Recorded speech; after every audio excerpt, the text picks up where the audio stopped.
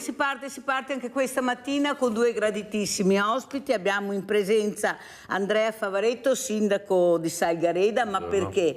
Non per le solite cose, ma per una novità nel senso che è una delle poche persone che ha iniziato a capire l'importanza dello sport. E vi presento anche Valerio Dalben, polisportiva Salgareda. Abbiamo anche Michele Cescon che è presidente, ma sentiremo dopo eventualmente di capire perché. Perché Michele Cescon fa una cosa importantissima. Allora, sindaco, presentiamo anche questo ospite importante perché è il coraggio, il sacrificio, l'impegno. Prego. Certo, sì.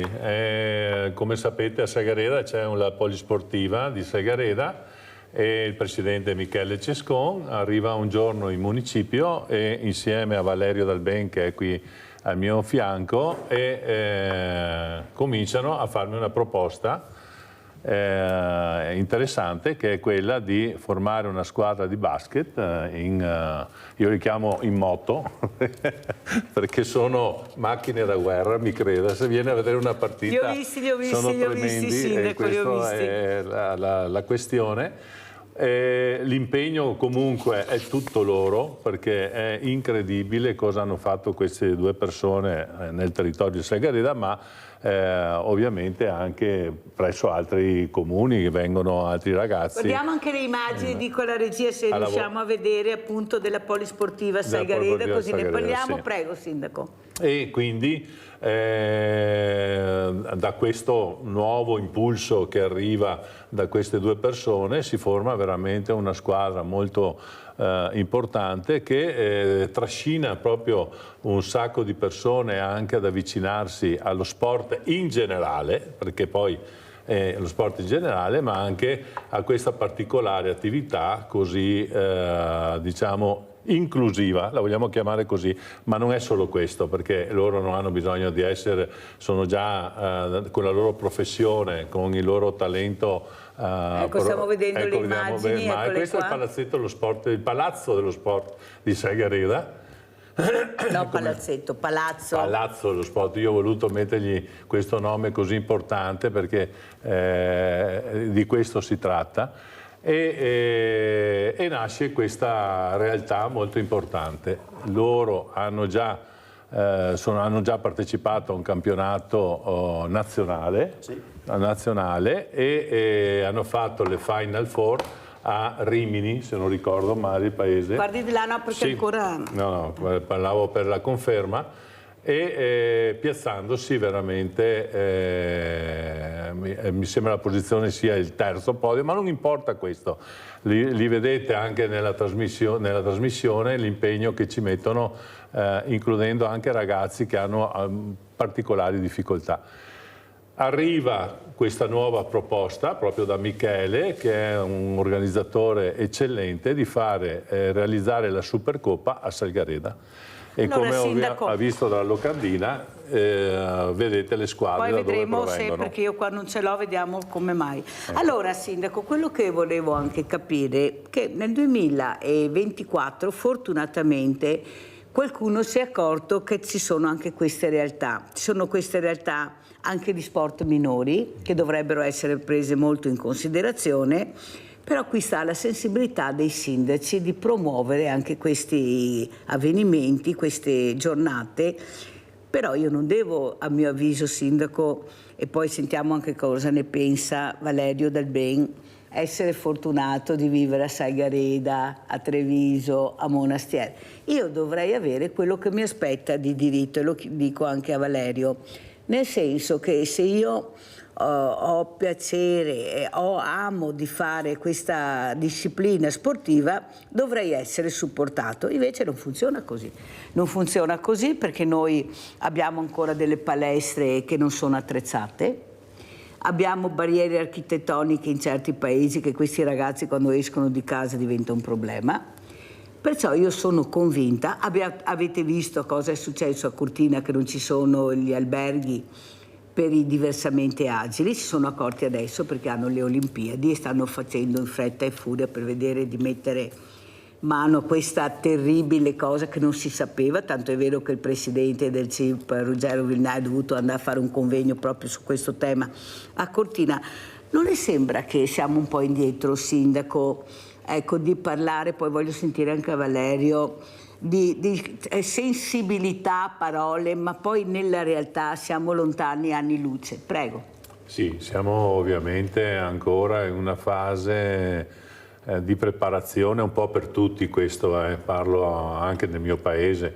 Io mi accorgo che in alcune condizioni di difficoltà cerchiamo di metterci rimedio assolutamente. Allora, spesso io ho avuto, ripeto, la fortuna che ho avuto queste persone che ci sono proposte e noi siamo riusciti a realizzare questa bella operazione. Però faccio un esempio, è da anni che per esempio un'associazione in Salgareda si dà da fare si chiama Movimenti, e che ogni anno organizza per esempio delle giornate in paese e questo ci sprona per esempio quando si fanno le passeggiate ad avere piste ciclabili idonee diciamo, al percorso anche di chi ha una particolare disabilità, all'accesso alle scuole. E io mi ricordo per esempio nel mio primo mandato un ragazzo di Salgareda mi ha chiesto: guardi Sindaco, manca un ascensore in biblioteca e un ascensore al centro sociale, e li abbiamo realizzati. Quindi è come dire, uno sprono anche per noi amministratori se ci viene dato l'input la sostanza, però è vero che ci sono delle priorità. È il Ville Denaro che ovviamente io parlo per gli altri, posso parlare per altri comuni e anche per il mio, alle volte dobbiamo fare delle scelte, concentrarci magari nei plessi scolastici e nei plessi sportivi per poter realizzare questi accessi migliori, ma in effetti tutto il territorio avrebbe bisogno di migliorie. Ecco, sentiamo cosa dice anche Valerio Dal Ben. Allora Valerio, cosa dici in base a quello che hai sentito, a quello che io sento, invitando ecoatleti come te, anche presidenti, cioè ce n'è di strada da fare, eppure ci sono anche i piani PEBA, ecco, che dovrebbero essere molto più attenzionati. Cosa dici Valerio? Com'è la situazione? Sì, quando andate anche alle Olimpiadi, io non le chiamo Paralimpiadi, le chiamo Olimpiadi perché secondo me è una vergogna chiamarle Paralimpiadi, perciò alle Olimpiadi prima o dopo le medaglie le portate a casa e tante. Prego Valerio. Prima o poi verranno unite le Paralimpiadi con le Olimpiadi. Allora, è molto importante che ogni ragazzo, ogni persona con disabilità possa fare qualunque cosa, dal viaggiare in treno ad andare in qualunque locale senza dover avvisare prima, senza dover per forza sentirsi dire no, non puoi, non c'è la pedana, aspetta che la metto, e arriveremo prima o dopo a questo. Per adesso non è così, non è così. Si sta cominciando a fare in qualche città, sì. Io ormai viaggio per sport ormai da tanti anni e mi accorgo che se devi prendere il treno devi avvisare prima, devi essere massimo 1 o 2, non sei libero di partire la mattina e andare in treno, non puoi farlo. Perché? Perché le strutture non sono ancora pronte. Da qualche punto bisogna cominciare, se cominciamo dalle palestre, ben venga.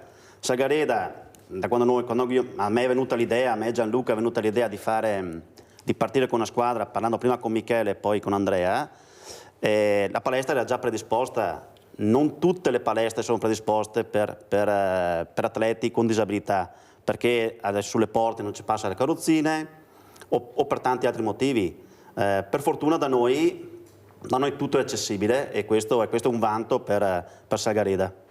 Hai fatto bene a ricordarlo e ricordare anche quello che... perché è facile parlare di quello che c'è, che è poco, ma voglio parlare anche di quello che non c'è, sperando che le cose migliorino, perché non è possibile che le ferrovie dello Stato, sto parlando di Conegliano, abbiano fatto non tanti anni luce, ma parliamo di cosa? 6 anni, 7 anni fa, l'ascensore e poi si accorgono che la carrozzina non entra perché è troppo stretto. Certo. Cioè, non è che l'abbiamo fatto nel 1800, capite bene che gli addetti ai lavori, ecco, io queste persone che sbagliano le farei pagare 10 volte lo sbaglio che hanno fatto, perché sono sbagli che poi non si riesce a sistemare in brevissimo tempo, a danno di queste persone che hanno il diritto di prendere questi ascensori e di girare. Però un'altra cosa che volevo chiederti, Valerio, ecco, secondo te lo sport e i giovani, lo sport inclusivo, normodotati, voi, c'è questa sensibilità di unirsi, oppure tra atleti ci sarebbe anche, ma c'è qualcun altro che mette paletti? Secondo te, proprio come sentore, diciamo? Beh, da quando, ripeto, io gioco ormai da tanti anni, ma prendo Sagareda come esempio perché è una squadra nuova nata lo scorso anno.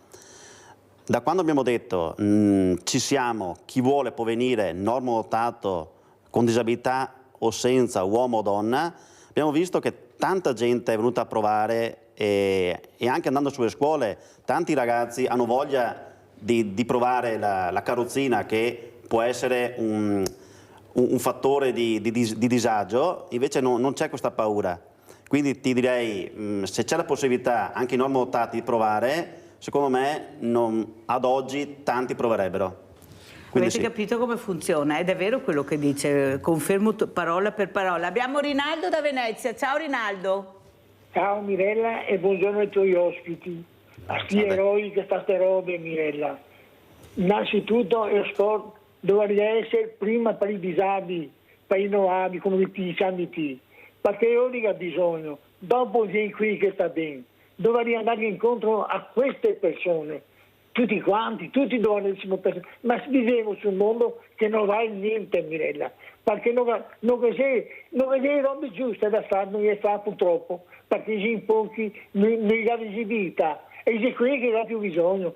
Uno che sta bene, hai dato dove calcoli, e quanto mi riguarda che ti ha detto le cortina, mio amico Aldo Cucchiarato, che ha detto il Piopetti, l'agriturismo, 25 anni fa, Parverde che è andato a fare il bagno per i disabili, ma ha fatto un bagno che arriva dentro con due carrozzeri.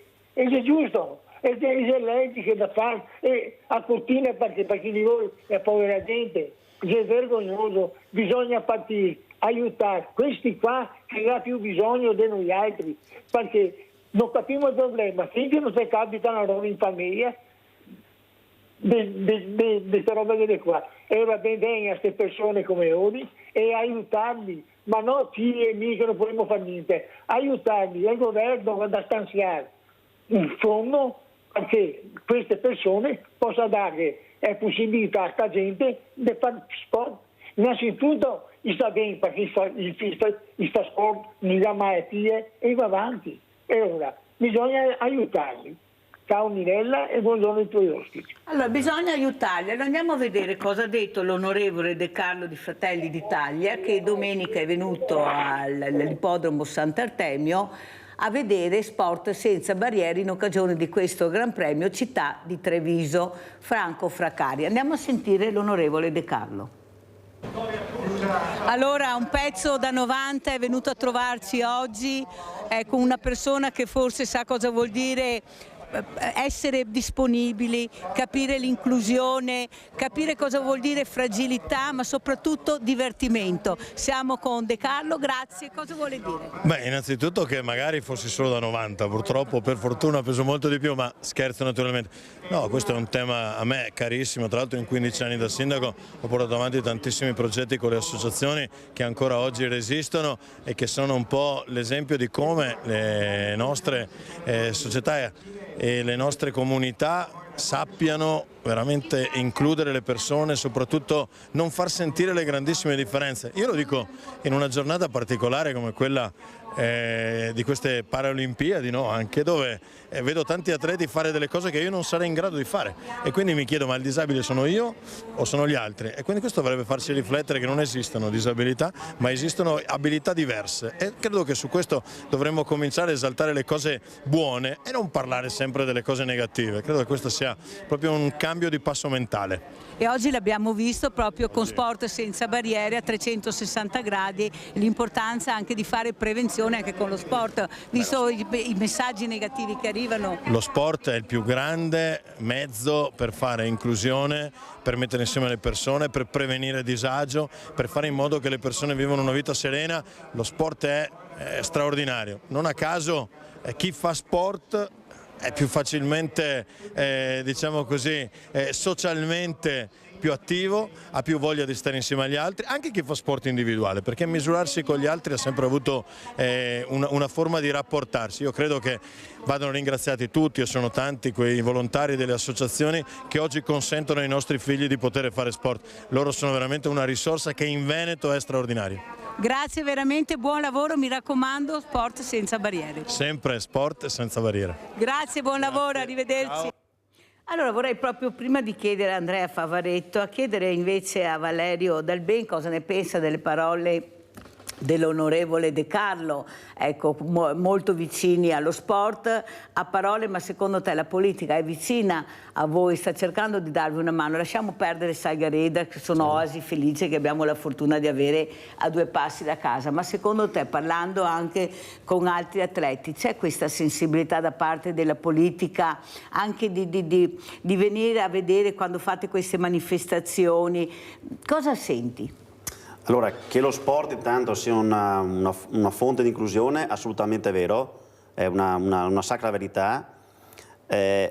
Aiuti da parte della politica, posso dirti che ce ne sono forse pochi, nel senso che la diversità fra fare sport tra normo, quindi persone che non hanno disabilità, e disabilità, c'è il mezzo, c'è la carrozzina, c'è un mezzo molto costoso che difficilmente viene supportato dalla politica.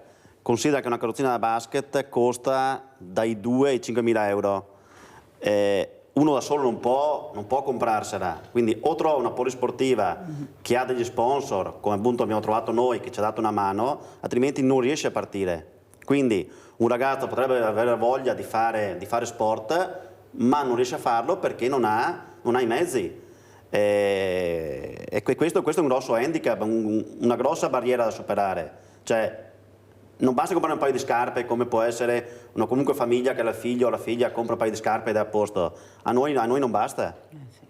E questo secondo me ferma tanti ragazzi con disabilità che vorrebbero fare sport ma che non possono perché non possono permetterselo. Allora, oltre a questo, io chiedo anche un tuo parere. Io ogni volta che faccio qualcosa con questi ragazzi, con queste ragazze, persone, ho il problema della liberatoria. Cioè io devo avere le liberatorie per portare magari a divertirsi questi ragazzi. Ti posso assicurare, Valerio, che ho ancora famiglie che non firmano le liberatorie, perciò questi ragazzi indifesi, perché non possono difendersi, sono costretti a rimanere a casa perché il genitore non firma la liberatoria. Allora io penso, e sto parlando a questi genitori se stanno ascoltandomi, che sarebbe ora di smetterla. Perché non è che facciano del male alla Mirella, a chissà chi, fanno del male a questo ragazzo che non riesce a fare e vivere la quotidianità che potrebbe vivere anche conoscendo altre persone, perché i primi a farlo sentire diversamente agile, perché sapete che a me la parola disabilità proprio non riesce a entrarmi, sono i primi a farglielo sentire. Non ti sembra che ci vorrebbe un anello di congiunzione tra questa barriera, la famiglia e il ragazzo che è in mezzo e che non può difendersi? Poi vorrei sentire anche il sindaco, perché questo genitore, a mio avviso, non ha capito bene come gira il mondo. Allora bisogna insegnarglielo, perché se non capisce bisogna cercare di farglielo capire nella maniera corretta e nella maniera giusta, e qui abbiamo fior di educatori che possono fare questo. Cosa dici secondo te, Valerio? Direi che come ogni cosa tutto parte dalla famiglia, è vero, va educato, principalmente i 2 genitori vanno educati loro su come proteggere il figlio, perché non è creare una bolla intorno al ragazzo che ha qualunque tipo di disabilità, non farlo, ma rende partecipe nel mondo che lo proteggi, lo rende solo più isolato. Quindi lo scopo, e anche a me è capitato nei tanti anni che gioco, lo scopo è appunto quello di rendere una persona normo o con qualunque tipo di disabilità, rendere autonomo il più possibile. Quindi non vedo perché mettere un blocco al fargli fare sport. Si farà male, non importa, impara a stare insieme agli altri, impara tante cose.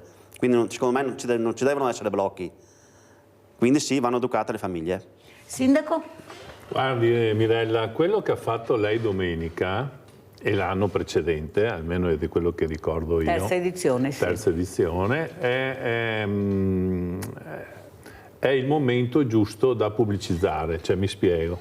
Se noi riusciamo a chiamare delle persone a parlare con le associazioni sportive che realizzano questi eventi molto importanti, e qui ricordo non solo la Polisportiva di Segareda che è eccezionale, ma ricordo per esempio il Rugby Club di i Grifoni di Andrea Barattin per esempio. Io ho visto dei ragazzi autistici che adesso giocano a rugby tranquillamente e quindi c'è tutto un movimento presso le associazioni, presso di te che fai pubblicità, io che per esempio nel mio piccolo che metto in Facebook gli eventi che realizzano, la curiosità di questi ragazzi con le famiglie di venire a vedere che effettivamente poi alla fine sono eccezionali, perché si battono proprio, e a me piace, no, come tu non parli di disabilità, ma io vedo l'agonismo che c'è, che è impressionante, che mi ha fatto cambiare idea sul fatto che non possono partecipare. Perché li hai visti all'opera? Perché li ho visti all'opera, li ho visti all'opera e quindi vedo che le cose si possono fare tranquillamente, pur con il loro quel problema della carrozzina, come diceva Valerio, però viva Dio, guardi, se le danno di santa ragione, nel senso che c'è una... Perché per loro è normale. Sì, esatto, perché della disabilità ne parliamo tantissimo. Io oggi veramente puntavo tanto al fatto di dire a questi ragazzi c'è lo sport, c'è un momento di agonismo, poi gli amici li abbiamo da tutte le parti, certo, non solo sulla squadra di basket che ha Valerio, ma poi si confrontano con altri.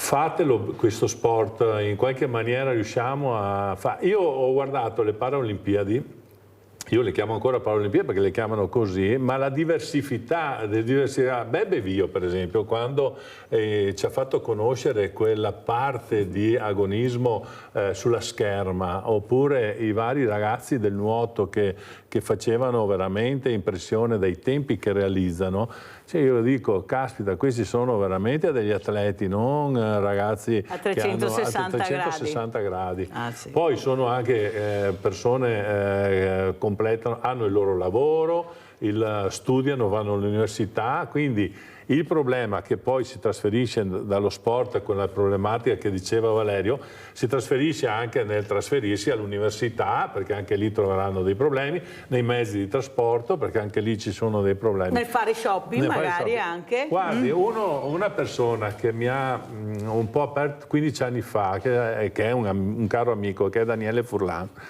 Io ho il pallino di sistemare il centro di Segareda e Daniele Furlan mi chiama: Andrea, guarda, ricordati di chiamarmi quando hai il progetto in mano, perché faremo l'attraversamento luminoso, l'assamentamento sonoro, il percorso che possiamo fare noi.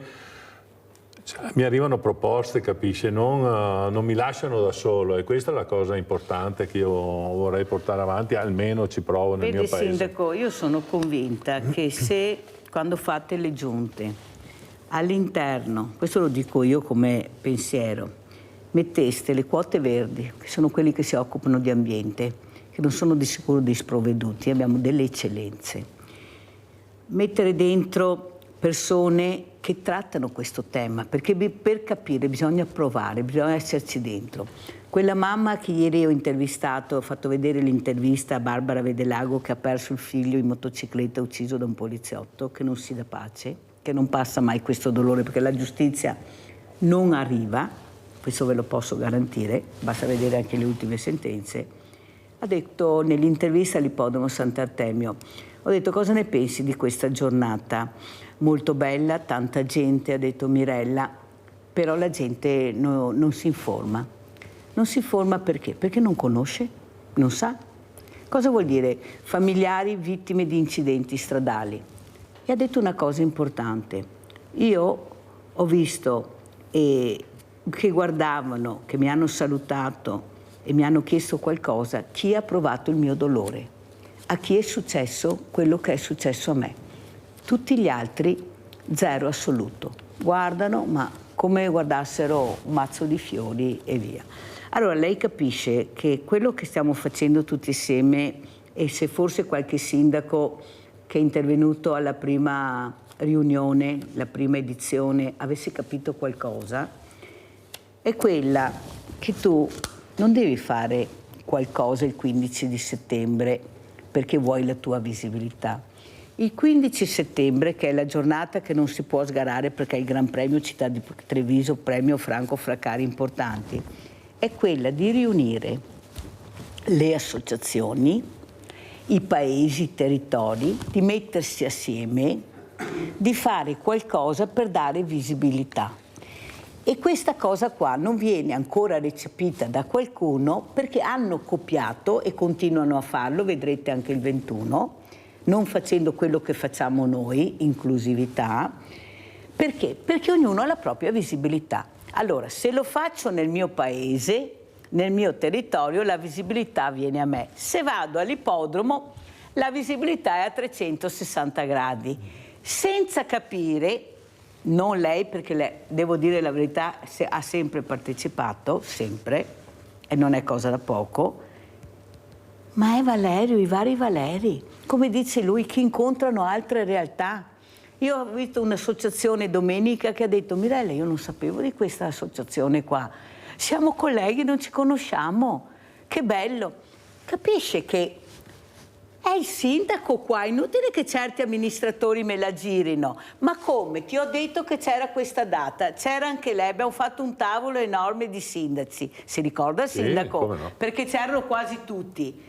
Poi hanno capito l'importanza della manifestazione, Valerio, e allora cosa non fa? No, allora il 15 faccio qualcosa anch'io, in maniera che tolgo la possibilità di andare là, perché la faccio io, e perciò questi ragazzi non hanno la possibilità di conoscere altre persone, altre realtà, altre associazioni, perché sono nel suo paese e là vanno quelli che conoscono già, i paesani. Ma falla la manifestazione, nessuno ti dice di non farla, ma non farla proprio la data dove c'è l'inclusività a 360 gradi, in un premio importante, in un posto, non perché io sono fortunata a vivere a Treviso, che è l'ippodromo a Sant'Anteo, ma dove si va a trovare un posto del genere con parcheggi, tutto quello che può servire? Capisce il sindaco che fa? Allora, finché andiamo avanti così, per carità, ognuno farà il suo bellissimo evento, ma quelli che pagano le conseguenze perché non arrivano da nessuna parte sono i vari Valeri che abbiamo.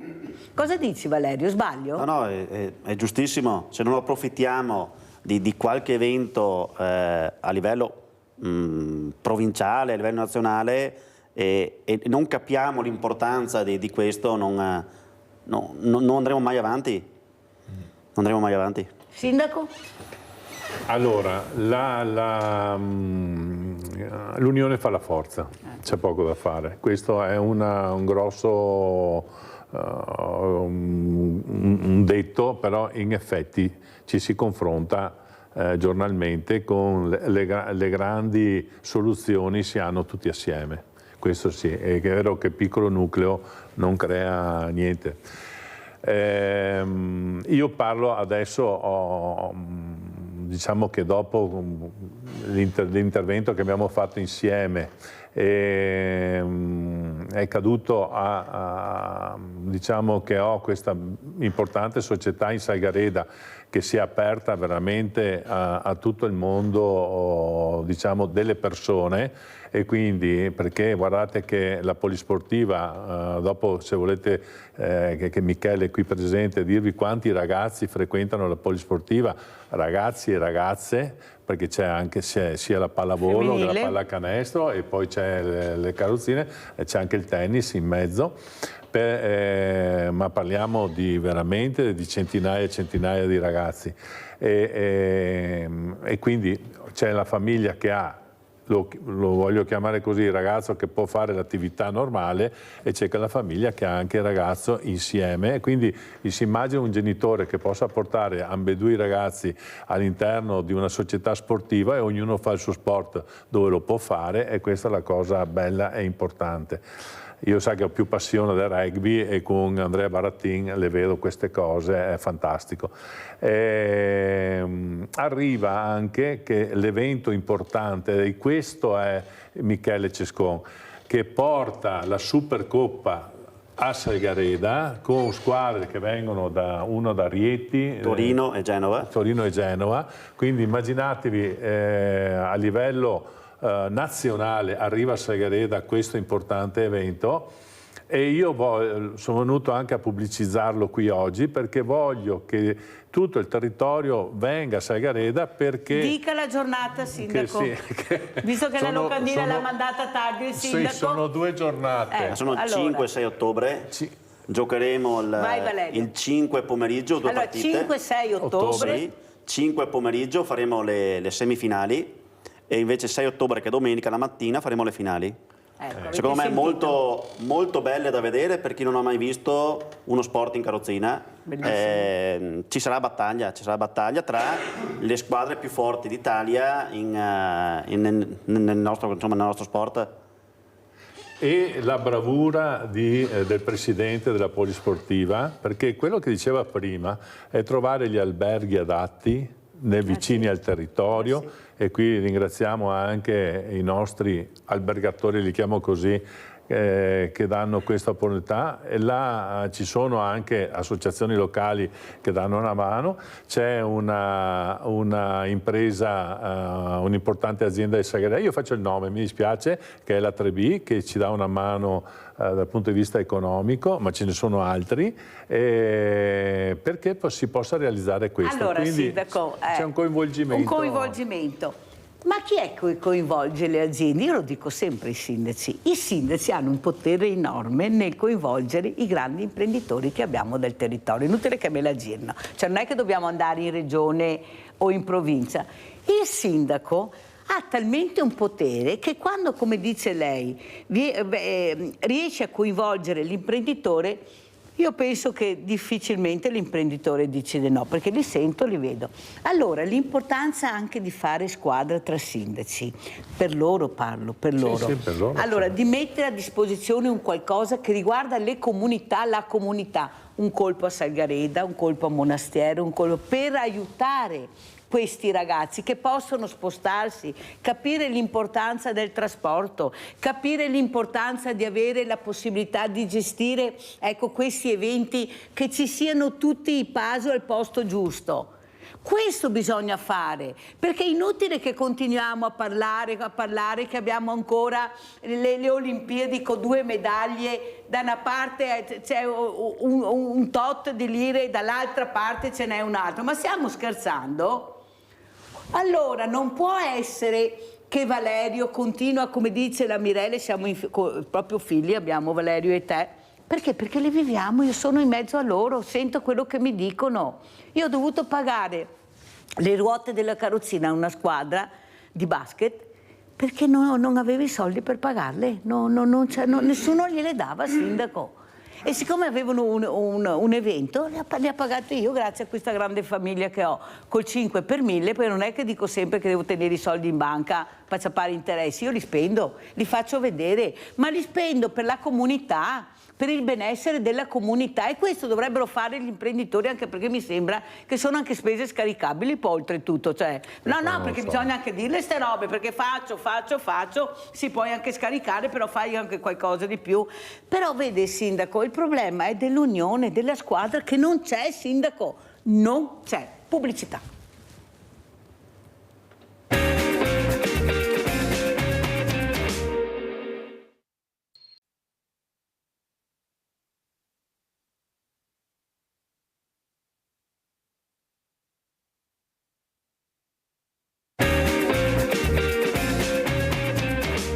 Siamo con Andrea Favaretto, sindaco di Salgareda, abbiamo anche Valerio Dalben, polisportiva di Salgareda, parliamo di sport, parliamo di inclusività questa mattina, sapete quanto mi sta a cuore, io accelero perché sono convinta che ci riusciremo, il problema è che sto cercando di fare squadra con chi anche non la vuole fare per la propria visibilità, ma noi andiamo avanti. Allora, un'altra cosa volevo chiederti Valerio, poi facciamo entrare anche Michele Cesco, anche se è restio, ma è il presidente e veramente bisogna dire grazie a questa figura, perché se anche il sindaco è arrivato a questo è grazie a questo uomo che ha capito l'importanza dello sport anche nel diversamente agile.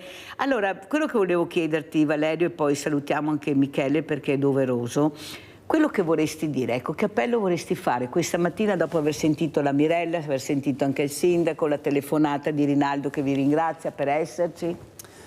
Allora, lo sport per chiunque è uno strumento di inclusione.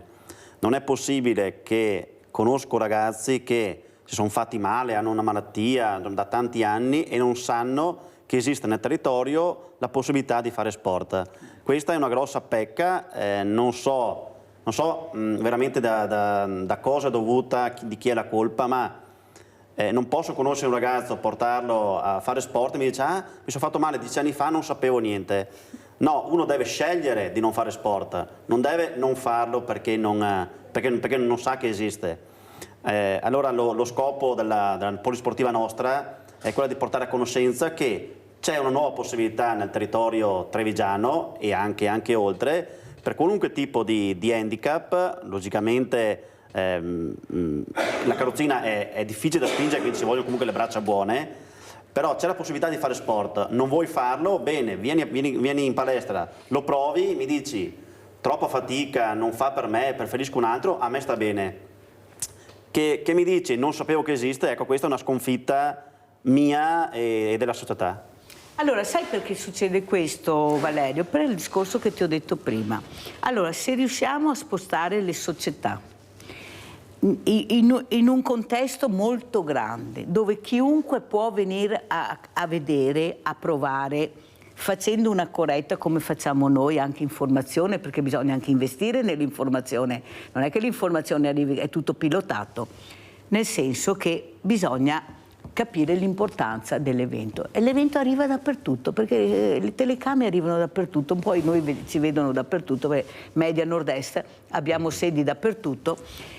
E questo cosa fa? Fa che quello che, come hai detto tu, quel ragazzo che non ti conosce, grazie a questo evento dove ci sono tutti, parlo tutti nel senso la maggior parte delle discipline e di atleti, ha la possibilità di incontrare Valerio, di incontrare Paolo, di incontrare Antonio. Le famiglie che accompagnano hanno la possibilità di incontrare altri genitori, scambiarsi informazioni, perché è 360 gradi. Non è coinvolto solo Valerio quella giornata, è coinvolto Valerio e la famiglia, gli amici di Valerio, e ognuno forma un nucleo molto importante, perché incontrerà un altro nucleo che non conosce.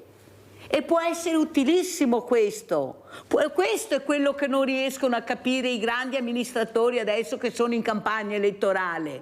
Non pensate solo alla politica e da prendere i voti con anche lo sport e anche con l'inclusione a volte. Cercate di capire che bisogna lavorare a 360 gradi tutti assieme per risolvere le cose. Cosa dice il sindaco? No, ma guardi che io ho notato su questo, parliamo di questo settore oggi, ma c'è un grande interesse, ma davvero, ed è vero che per esempio il fatto di aver mostrato in TV le Paralimpiadi ha portato a vedere che il pubblico francese, per esempio, ha riempito tutti i palazzetti, tutte le palestre, tutti i campi di calcio, i campi di rugby, i campi di tennis delle Paralimpiadi, perché c'era un pubblico veramente importante. Infatti i campioni, che li chiamo così, parlavano di questo, di fatto che c'è stata una una crescita di seguito rispetto per esempio alle Olimpiadi di Tokyo su queste Paralimpiadi. E io sentivo anche, confrontandomi con le persone nel mio paese, le persone che si fermavano a guardare in TV l'aspetto sportivo di questi ragazzi. Che non avrebbero mai immaginato. Che non avrebbero mai immaginato. Quindi quello che diceva lei della sensibilizzazione anche a livello, diciamo così, di pubblicità, sia da parte vostra ma anche da parte nostra, è importantissimo. Come diceva Valerio, la pubblicità, fra virgolette, la chiamiamo così in generale, degli eventi sportivi, ed è per quello che invito ancora una volta, venite il 5-6 a vedere questi ragazzi a Saigareda. Le gare sono la mattina e anche il pomeriggio. Il sabato pomeriggio e la domenica mattina. Di l'orario, che così sanno? Alle 3:30 c'è di sabato c'è la prima partita, alle 6 c'è la seconda. 15:30, 18? 18, sì. Le finali saranno alle 10 di mattina di domenica e alle 11, 11:30. Ecco, così avete anche gli orari. Questo è il modo per far sì che i ragazzi si rendano conto che effettivamente si può fare, e anche le famiglie, come dicevamo prima, possono venire tutti ovviamente, e questo è un veicolo importante. Sindaco, chi è che vediamo negli spalti quando questi ragazzi vincono le medaglie? La prima cosa, da chi vanno? Dalla famiglia. Chi è che vediamo? Pensate quanti atleti e quante famiglie, amici accompagnano queste persone e spendono, perché sono come gli altri, spendono come gli altri. Voi vedete quando l'atleta si avvicina, chi c'è attorno a questo atleta? I genitori, la famiglia al completo, gli amici. Questi sono i numeri che noi dobbiamo fare anche nel territorio, se qualcuno apre la mente. Allora andiamo a vedere questo basket in carrozzina a Saigareda, andiamo a vedere. Mi cambio con Michele? No, Valerio va. L'abbiamo ottenuta la settimana scorsa, che abbiamo partecipato alle finali nazionali e siamo arrivati al terzo posto. Raggiungono il podio i Wheelchair Alligators, la giovane squadra di basket in carrozzina che da Saigareda, piccolo centro cittadino della Marca, è arrivata a gareggiare a livello nazionale con squadre come Rieti e la Lazio. Siamo giovanissimi, siamo nati solo l'anno scorso e da qui abbiamo iniziato, è partita un po' come una scommessa. Squadra aperta, nessun limite d'età né di genere. Il campionato WISP, Unione Italiana Sport per Tutti, non prevede infatti nessuna regola per poter entrare a far parte di una squadra. Noi siamo WISP perché a differenza del campionato nazionale di pallacanestro come la Serie A e la Serie B, diamo la possibilità anche alle persone che hanno una disabilità un po' più importante o comunque non riescono anche a fare anche solo un tiro a canestro, di poter essere parte integrante della squadra. È uno sport che mira all'inclusione, secondo me è la cosa più importante di tutte, cercare di includere più persone possibili e renderle partecipi di questo bellissimo sport che pratichiamo. Infatti i nostri compagni di squadra partono dai 14 ai quasi 60 anni, dai la possibilità a tante persone di approcciarsi a questo sport e dai una possibilità alle persone che magari spesso sono chiuse in casa o comunque che tendono a spostarsi un po' più difficilmente da casa loro, nell'approcciarsi a un mondo nuovo che è come quello, sì, in questo caso dello sport, che è il basket in carrozzina. Allora saluto il presidente della Polisportiva di Saigareda, Michele Cescon, che ringrazio dopo aver sentito le parole anche del sindaco Favaretto. Cescon, io a nome mio e di quello che rappresento la ringrazio di cuore per l'impegno, per la passione, per aver capito, ecco, essere illuminato. Bisogna andare oltre le barriere. Siamo noi che non riusciamo a vedere questi ragazzi con quegli occhi che dovremmo guardarli. Tanto è vero che li chiamavamo mongoloidi, handicappati, cioè che di tutto e di più, invece di chiamarli per nome, cognome, e che si muovono in maniera diversa, tutto là. La carrozzina per loro è uno strumento come per noi la macchina, cioè noi prendiamo la macchina in base alle nostre possibilità, loro prendono i mezzi che gli servono con una grande tecnologia che abbiamo per essere diversamente agili e muoversi e fare la quotidianità. Cosa dice il Presidente? Allora, intanto la ringrazio perché è la seconda volta che ci ospitate Ho visto prima il video di Leo, ragazzo che abita a Salgareda, che ha detto sono a disposizione per allenare i ragazzi gratuitamente. Bravo a puntualizzarlo. Ho sentito tutto ciò che lei ha detto con il sindaco Andrea. Quando hai la fortuna di vivere in un paese, nascere, tra virgolette, in un paese a 57 anni, da 96 che gestisco le strutture, la fortuna mia è che io ho sempre fatto parte del mondo sportivo dal 93, con il calcio, anche qui a Treviso, dove al tennis vedevo i ragazzini in carrozzina, stiamo parlando del 2000. La partecipazione di questi ragazzi a vedere il calcio, questo ripeto, Treviso. Era lo sport più diffuso. Sì. Detto questo, poi ho era ancora adesso. avuto la fortuna di girare tante strutture sportive e poi è arrivato il momento di dedicarsi un po' al movimento sportivo. La polisportiva è un movimento sportivo.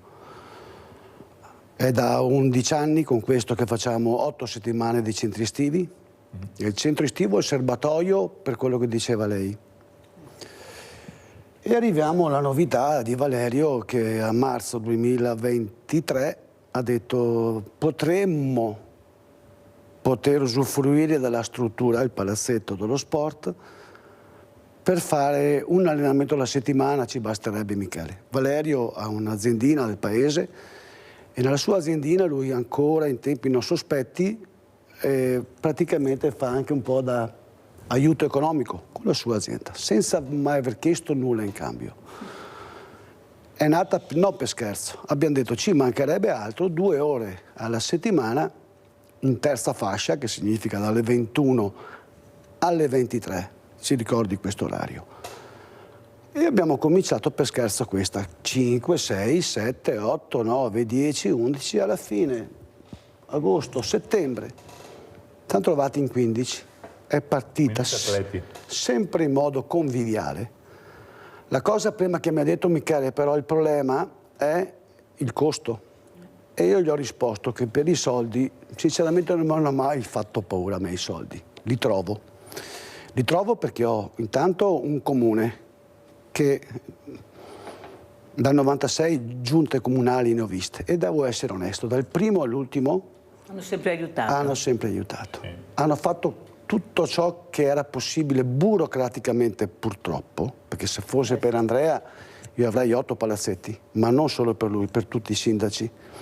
Non voglio entrare in merito, io mi occupo esclusivamente di movimento sportivo. Ho per fortuna persone che lavorano 30 volte più di me nel campo, gratuitamente, che danno, mi creda, tutti i santi giorni. Il vicepresidente Massimo Bellinaso si occupa totalmente di basket, normodotato e normodotato.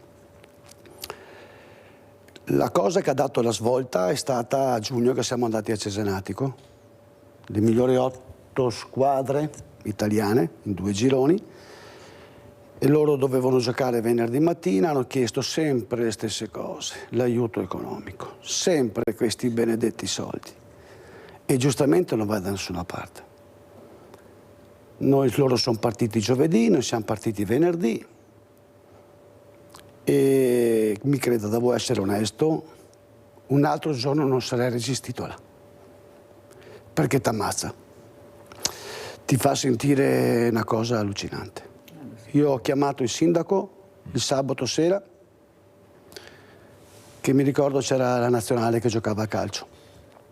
E Valerio mi fa, Presidente, noi ci fermiamo qua, Cesenatico è un po' un litorale logicamente, noi ci fermiamo qua, mangiamo una piadina, so che te, il vicepresidente con le mogli, insomma magari essendo lì andate a mangiare in un ristorante, no? E vorrei Valerio che si ricordasse cosa gli ho risposto. Non posso dirlo qui, logicamente ci siamo fermati con loro e ho chiamato il sindaco. E lui, lasciamo stare perché... Sì, perché in bagna e beve, sti qua. Pare anche giusto?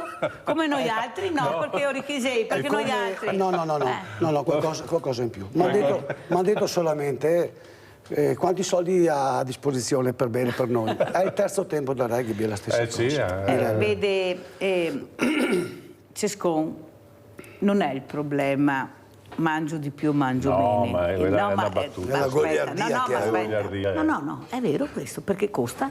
Cioè, se te mangi tanto costa, è inutile che ce la giriate. Mangi poco, costa poco, ma se te mangi tanto. Il problema è che sono persone che fanno attività fisica. E fare attività fisica vuol dire anche avere un certo appetito.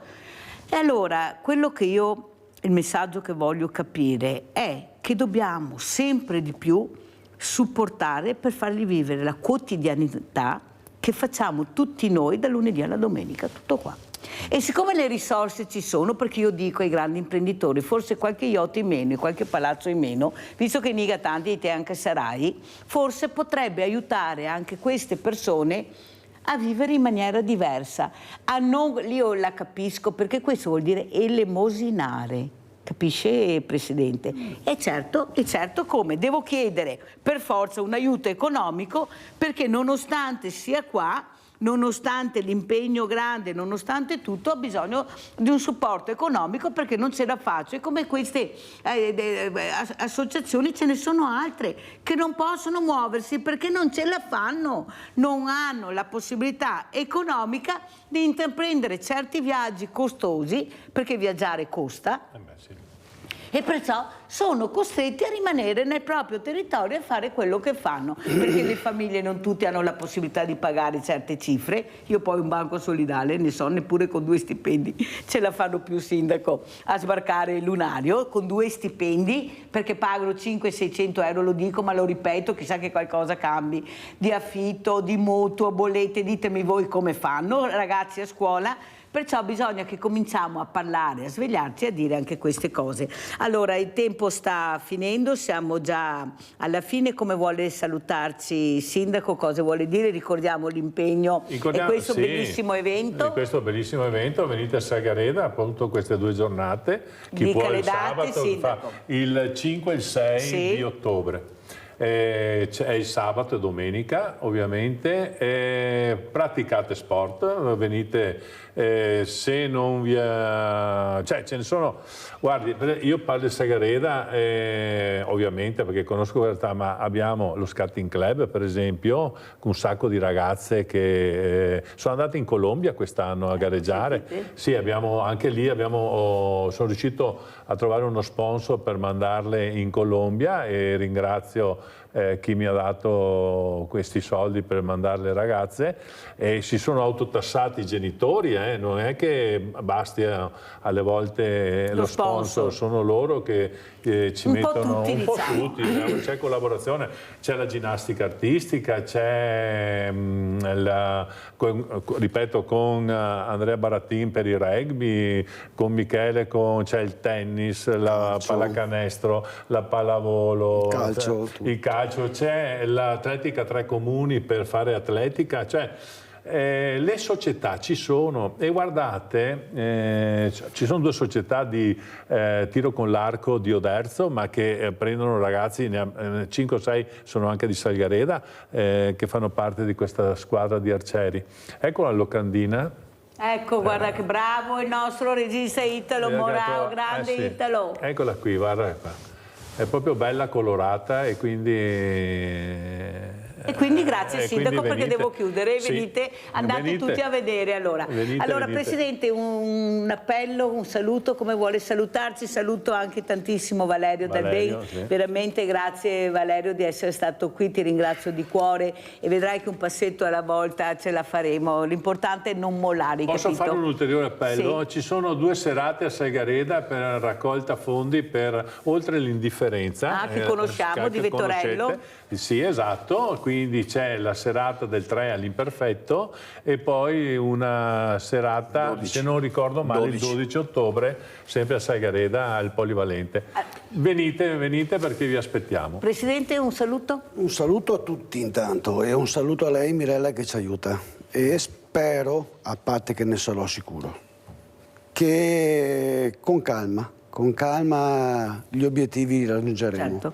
Anzi, più paletti mettono e alla Mirella più piace passarli. Ma io no, Presidente. ripeto, Salta no. ostacoli è la mia passione. Io ho tanti amici che mi aiutano. Ecco, ma io invece ho anche tante persone che se non facessi le cose sarebbero più contenti. Grazie, grazie, pubblicità.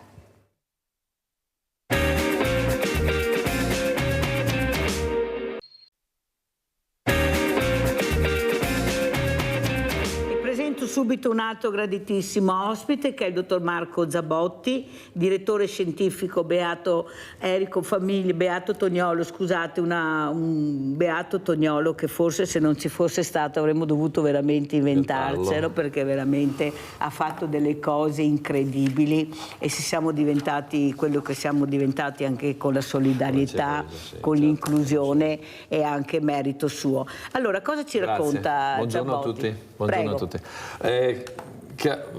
Intanto saluto, ringrazio molto Mirella per l'invito. Torno molto volentieri anche perché siamo quasi verso la fine di un'estate che per noi, parlo dell'Istituto Diocesano Beato Toniolo che è sede Pieve di Soligo, Diocesi di Vittorio Veneto, però collegata a livello sia regionale che nazionale con tante realtà che sono tutte ispirate a questo grande sociologo ed economista cattolico tra fine 800 e inizio del Novecento, dichiarato beato dalla Chiesa nel 2012, quindi il primo economista salito agli onori degli altari, e non è un caso, perché lui è stato un grande promotore della dottrina sociale della Chiesa, soprattutto del primato dell'etica in economia. E come l'ha tradotto lui, a proposito di quello che diceva Mirella, il grande tema della cooperazione, il grande tema della promozione dell'uomo dentro la vicenda dell'economia, fare in modo che in quell'economia tra fine 800 e 900 che vedeva da un lato il materialismo marxista, no, della lotta ai classi, dall'altro lato il liberismo sfrenato e senza regole, lui ha deciso che bisognava mettere in campo un'economia diversa che mettesse al centro l'uomo. E quindi la cooperazione, in un tempo in cui c'era l'usura, c'erano le masse che sia nelle campagne che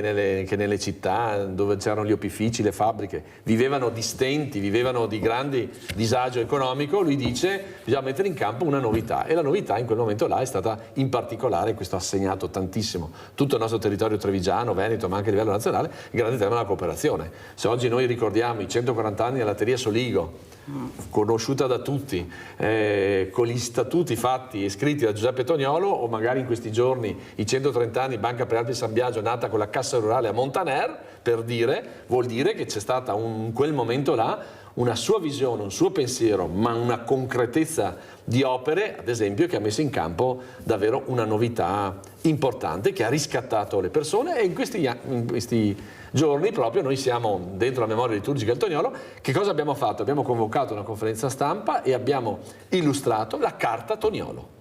Come a dire, guardate che quest'uomo che è vissuto tanti anni fa, ma che è stato l'ispiratore delle settimane sociali, dell'Università Cattolica, dell'Istituto per la Pace, che ha appunto creato e guidato il movimento cattolico tra fine 800 in Italia e in Europa, è una figura di straordinaria attualità. E quindi in 12 punti, visto che in tutti questi anni dalla beatificazione in poi nel nostro territorio abbiamo lavorato molto attorno ai temi dell'economia, dell'etica, della democrazia, della socialità del Toniolo, abbiamo detto in questi 12 punti noi vogliamo ancora una volta oggi ribadire che attorno a questa figura, attorno a questa vita illustre, che tra l'altro nato a Treviso, formatosi a Venezia, laureato a Padova, 40 anni di insegnamento a Pisa, però ha voluto essere sepolto a Pieve di Soligo, e quindi noi abbiamo questa memoria da coltivare. Allora guardiamo anche le immagini che ha mandato proprio il dottor Zabotti sul Beato Toniolo, per capire anche l'importanza di quello che stiamo sentendo questa mattina.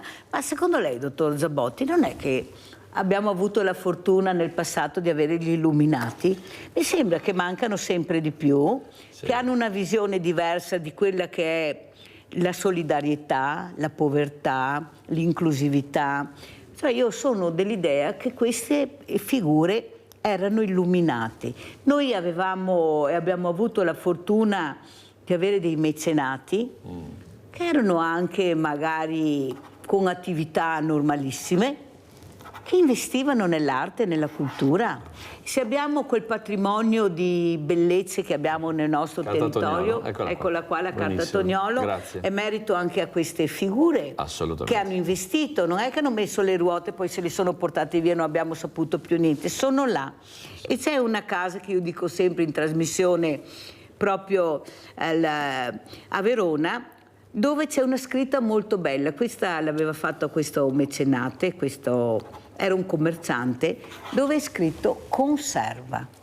Ecco, capite l'importanza proprio del bene, che diventa un bene per la comunità. Come mai abbiamo pochi illuminati, oppure non abbiamo proprio illuminati e l'illuminazione va portata da un'altra parte che hanno? Allora, il primo tema per noi è proprio questo, riconoscere quello che c'è stato. Perché il tema di fondo in questi anni qua è stata la dissipazione della memoria. Cioè queste vite illustri, le chiamiamo noi, io tra l'altro ho messo in moto il percorso delle vite illustri a Pieve di Soligo, perché da Zanzotto a Toniolo, da Fabbri a Toti Dal Monte, da Careni a Don Mario Gerlin, ci sono alcune figure nei nostri territori che hanno segnato tantissimo il tempo che è trascorso. Allora per noi è stato innanzitutto declinare al futuro, fare memoria, che vuol dire la vittoria della vita sul tempo. Cioè nel passato queste persone sono esistite, hanno dato un contributo straordinario di pensiero, di azione, di umanità, di socialità, hanno edificato una storia nuova nella vita delle nostre comunità. Per un po' di tempo, un po' lungo, e per motivazioni le più varie, a un certo punto c'è stata, come dire, una dimenticanza, un oblio, sono state messe da parte.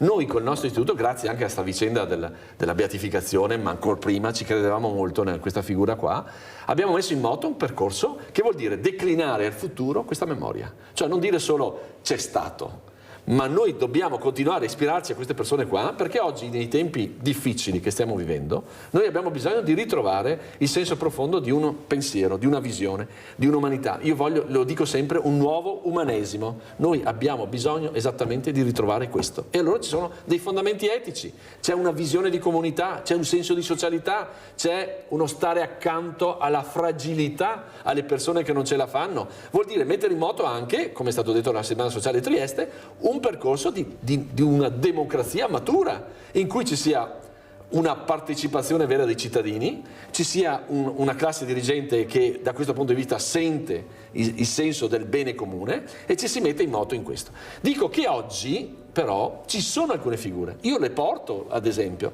Il nostro Istituto Toniolo vive grazie anche al sostegno di figure illuminate, di imprenditori, di aziende, di realtà economiche e sociali del territorio che hanno deciso di dare un sostegno a questi percorsi qua. Allora perché noi siamo cultura, spiritualità, allora andiamo arte, a vedere bellezza. anche le immagini, così capiamo ancora meglio. Guardiamo queste immagini, questi esterni di Casa Toniolo a Treviso, dopo vediamo anche altri esterni. Cosa stiamo vedendo? Sì, il nostro percorso, eccolo qua, e sono il racconto anche di questi anni di storia recente in cui noi abbiamo messo in moto un percorso che voleva dire, a proposito di memoria, riprendiamo questa idea, no, di questo nostro territorio che ha radici così profonde dal punto di vista culturale, spirituale, umano, economico, sociale, il volontariato, e diciamo questa storia qua va declinata al futuro. Noi crediamo che questa sia una scommessa ancora vincente. Noi abbiamo bisogno di recuperare il tema della bellezza, ad esempio. E allora cosa abbiamo deciso di fare in questi anni? Di promuovere una scuola di formazione per operatori culturali, per esperti d'arte, apriamo le chiese, le facciamo conoscere, abbiamo messo in moto delle collane video in modo tale che la gente nel suo smartphone metta in moto e conosca la bellezza di questa arte sacra che abbiamo diffuso nel territorio. Tra l'altro l'Alta Marca è oggi anche territorio UNESCO, le colline del Prosecco di Cornelia Valdobbiadene, che non vuol dire solo quella prestigiosa coltivazione e quel grande prodotto, ma vuol dire anche un territorio che in questi anni qua si è attrezzato e ha una storia. E ad esempio facciamo il premio Toniolo, sì. E in questi 2 anni, complice la città veneta della cultura, abbiamo fatto questa rassegna estiva, questo festival della musica nel sacro, che ci ha dato enormi soddisfazioni, perché abbiamo avuto le domeniche pomeriggio, no? In piena estate, centinaia e centinaia di persone che in queste chiese abbiamo fatto 13-14 concerti, ne faremo anche a 2 in questo fine settimana a Falzè di Piave, lo faremo a San Redemiano, concluderemo il 20 ottobre nel Duomo di Pieve di Soligo col Magnificat. Cioè, come a dire, questo incontro di arte, di cultura, di spiritualità e di convivialità, cioè incontriamo le persone e loro si riappropriano di un territorio che ha un'altissima testimonianza e una grande bellezza. Allora, noi siamo un territorio bellissimo, come ha detto il dottor Zabotti, abbiamo delle meraviglie a 2 passi da casa, non ci rendiamo neppure conto, Però purtroppo devo dire, dottor Zabotti, che quello che si nota è che è troppo chiuso. Eppure abbiamo visto l'affluenza dei musei se sono aperti di sera, abbiamo visto che si spostano veramente le persone che escono di casa quando li intrighiamo e c'è qualcosa di importante, ma soprattutto non riusciamo a capire, e questo lo dico diverse volte, che può essere di supporto il mondo del volontariato. Noi abbiamo un mondo del volontariato enorme, ma siccome tutti fanno tutto, alla fine è come il cane di 7 padroni che muore di fame. La vogliamo capire che forse dobbiamo capire chi è l'associazione di volontariato che può essermi utile in questo percorso che sto facendo? Perché se continuiamo a dire che tutti facciamo tutto, alla fine troviamo tutti chiusi e il solito discorso: non ci sono i soldi per fare queste aperture anche serali. Non le sembra che sia banale, anche un po' strumentalizzato questo discorso? Allora, secondo me ha perfettamente ragione Mirella quando dice il tema di chi fa. Perché posso dirlo, insomma, una vicenda vincente, un elemento vincente di questo nostro percorso non è la solitudine, ma aver giocato una scommessa d'insieme, cioè di territorio. Quindi aver coinvolto in questo, certo, pazientemente, con la fatica, con la voglia però di costruire questa cosa, la rete dei soggetti. Cioè, come a dire, noi portiamo un brand, che è la cultura che possiamo offrire, ma insieme facciamo questo percorso culturale, cioè che vuol dire coinvolgere le comunità, coinvolgere le associazioni di volontariato, che allora sono dentro i percorsi dei nostri, coinvolgere le amministrazioni comunali, appunto, i soggetti più larghi, i soggetti istituzionali, che vuol dire anche questi sponsor, cioè un cammino di comunità che rende tutti consapevoli, cioè come a dire guardate che la scommessa della cultura, che più che mai è una scommessa che per tanti anni in Italia è stata sempre marginale, si fa tutto e poi se c'è un po' anche la cultura. L'Italia ha l'80% del patrimonio culturale, noi ce lo diciamo spesso e ce lo ribadiamo a livello mondiale, cioè attorno a questa cosa qua non c'è solo la contemplazione della bellezza, ma c'è un ritorno in termini culturali, in termini economici. Noi dobbiamo definitivamente decidere che attorno alla vicenda culturale di questo paese, a quello che ha offerto, alla sua storia, al suo stile, al made in Italy, al gusto, alla bellezza, alla convivialità, alle eccellenze che ha in tutti i campi, su questo noi dobbiamo investire, perché c'è una possibilità non solo grande di recupero culturale, no? Di identità di cui noi abbiamo bisogno, ma anche un comparto economico che ha straordinarie opportunità e possibilità. Oltre a questo possiamo dare la possibilità alla diversamente giovane che è a casa magari tutto il giorno di uscire, mettendo a disposizione questi pulmini che possono trasportarla e portarla a vedere il museo, il concerto, perché noi ci dimentichiamo dei fragili.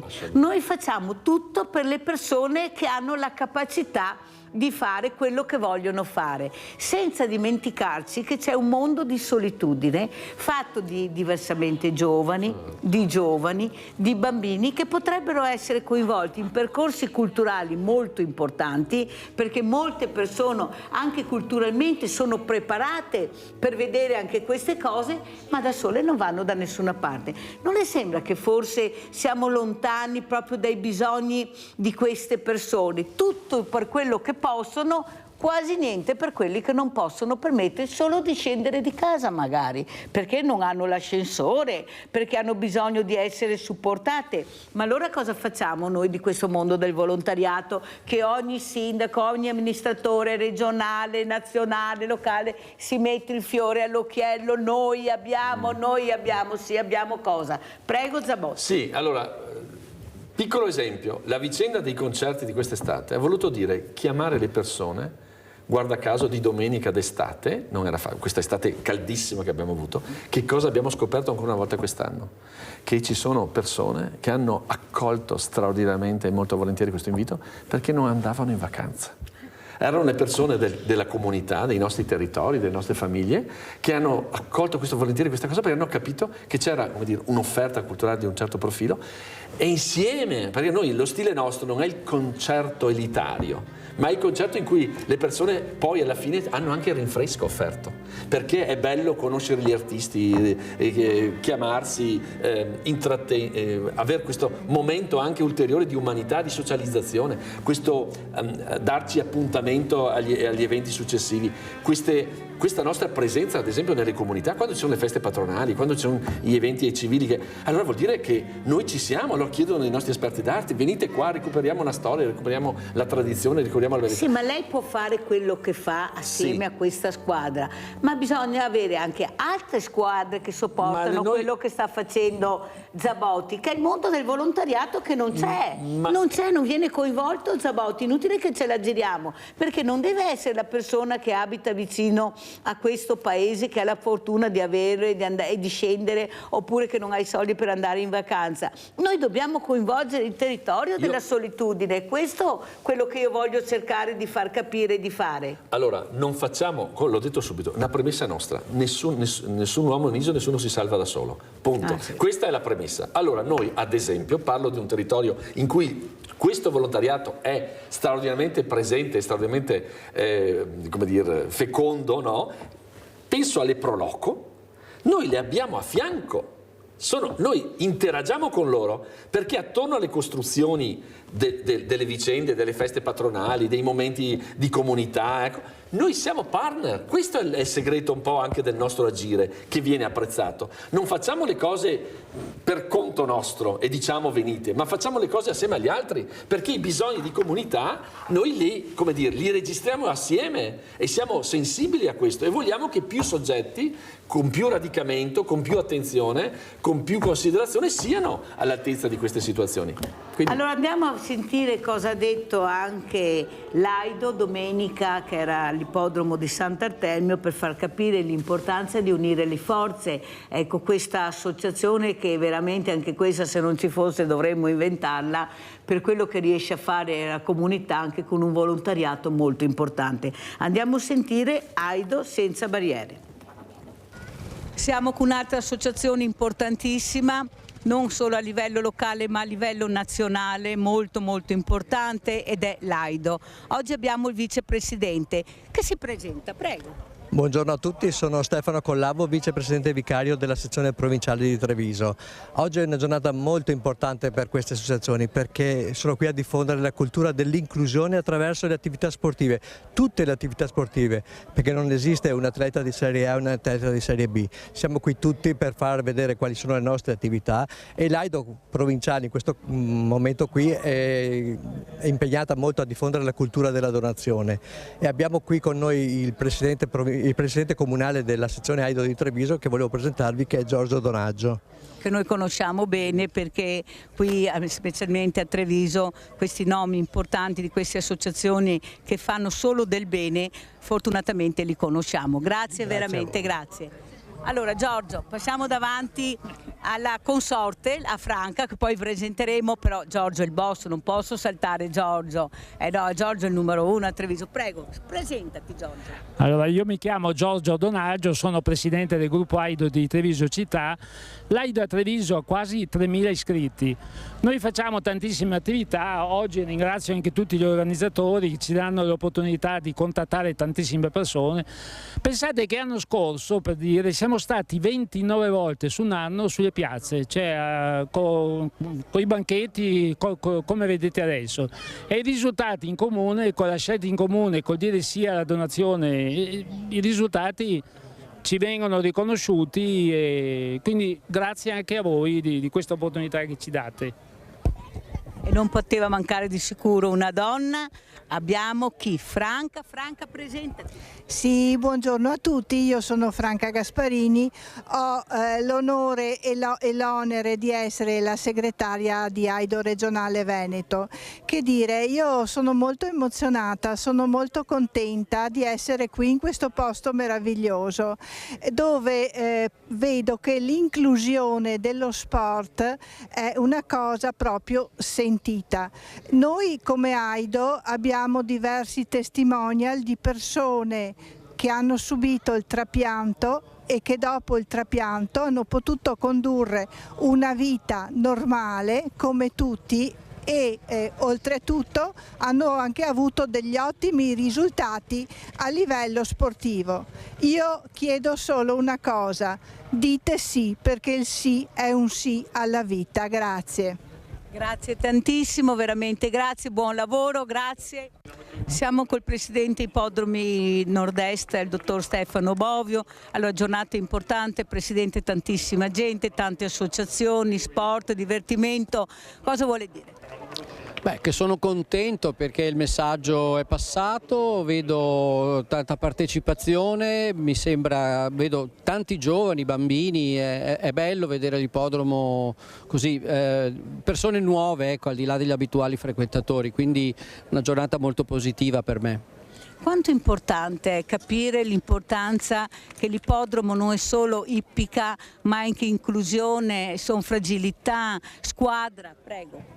È importante perché, voglio dire, gli spazi liberi nel corso dell'anno dall'attività agonistica dei cavalli è tanto, per cui voglio dire, uno spazio che si presta perché ha tanti vantaggi, è libero all'aria aperta, col parcheggio, con i servizi, con il bar, è a disposizione e oggi abbiamo voluto dare la dimostrazione che si possono fare delle cose insieme alle corse e oltre alle corse.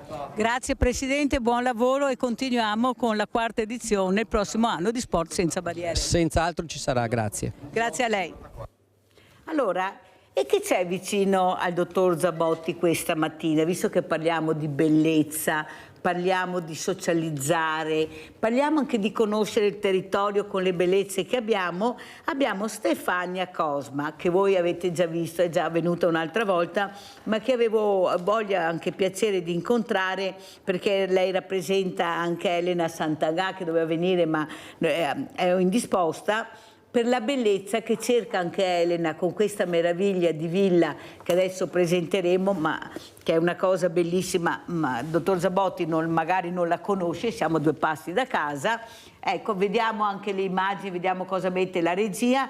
Allora, cosa è successo? All'improvviso Elena ha capito, Elena Santagà, l'importanza di avere questa dimora bellissima e ha deciso di portare avanti un certo percorso. Prego Stefania Cosma e sentiamo anche chi è Stefania buongiorno, Cosma. Grazie Mirella, è un piacere essere qui e nel frattempo ho potuto ascoltare quello che ha detto il dottor Zabotti. E con Elena stiamo portando avanti un progetto che è portare l'arte nelle ville. Attraverso questa sua dimora abbiamo già ospitato ad aprile artisti e artigiani, quindi parliamo sia di cultura, di arte e di Made in Italy. Lo riproponiamo adesso a settembre, quindi il prossimo weekend 21 e 22 settembre saremo nuovamente ospiti con Biennale Ville Venete di cui io sono presidente, per portare l'arte, artisti, pittura e scultura all'interno di questa villa meravigliosa. Ci sarà la possibilità di visitare la villa e di incontrare gli artisti, quindi è proprio un ambiente dove si respira cultura, arte e architettura, data anche la mia formazione, visto che sono architetto. Allora, dottoressa Cosma, quello che però mi rammarica un po', parlando con i giovani, che non conoscono le ville venete, pochissime. Loro vanno in Francia, vanno in Spagna, vanno in altri paesi, ti dicono, ho visto, quando gli dico, fammi una lista delle ville venete che hai visitato, si bloccano, pochissimi.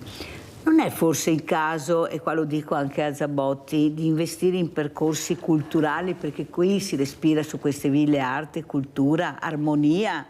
Ecco, stai bene con te stesso, perché sono dei siti dove tu veramente respiri un'altra aria. Non è forse che facciamo poco, e lo dico anche al dottor Zabotti, per coinvolgere questi ragazzi? Perché io non devo essere fortunato ad avere il dirigente sensibile, come parlavo prima, anche qui sindaci sensibili, per certi diversamente agili, che mi fa conoscere questa realtà. Io devo avere una cosa che mi spetta di diritto, conoscere il mio territorio. E questo si può fare anche a scuola, ma se il dirigente comincia a mettere i paletti perché non c'è il trasporto, perché non ci sono i fondi, perché bisogna fare l'assicurazione, cioè voi capite che qualcosa non torna. Prima conosco anche il mio territorio e poi magari mi sposto. Ecco, perché questa a mio avviso sarebbe una cultura da fare anche ai giovani. Cosa dice il dottor Zabotti? Su questo sì, credo di si sfonda una porta aperta, nel senso che allora, per quello che ci riguarda, non perché noi abbiamo, parlo come Istituto Beato Tognolo, abbiamo addirittura premiato, a proposito di giovani, 2 esempi bellissimi di gruppi di giovani formati nelle scuole, età diverse, le giovani guide della Mattarella del Cappella Maggiore, istituto comprensivo, quindi scuole medie, e invece i giovani di Motta di Livenza, superiori e universitari, che hanno deciso, certo, grazie alla sensibilità di dirigenti, ma soprattutto di docenti e accompagnatori, di, come dire, venire a conoscere con percorsi anche di sacrificio, proprio di presenza, di studio, di attenzione, le loro chiese, le loro cose più belle, ecco. E sono diventati poi in varie occasioni guide.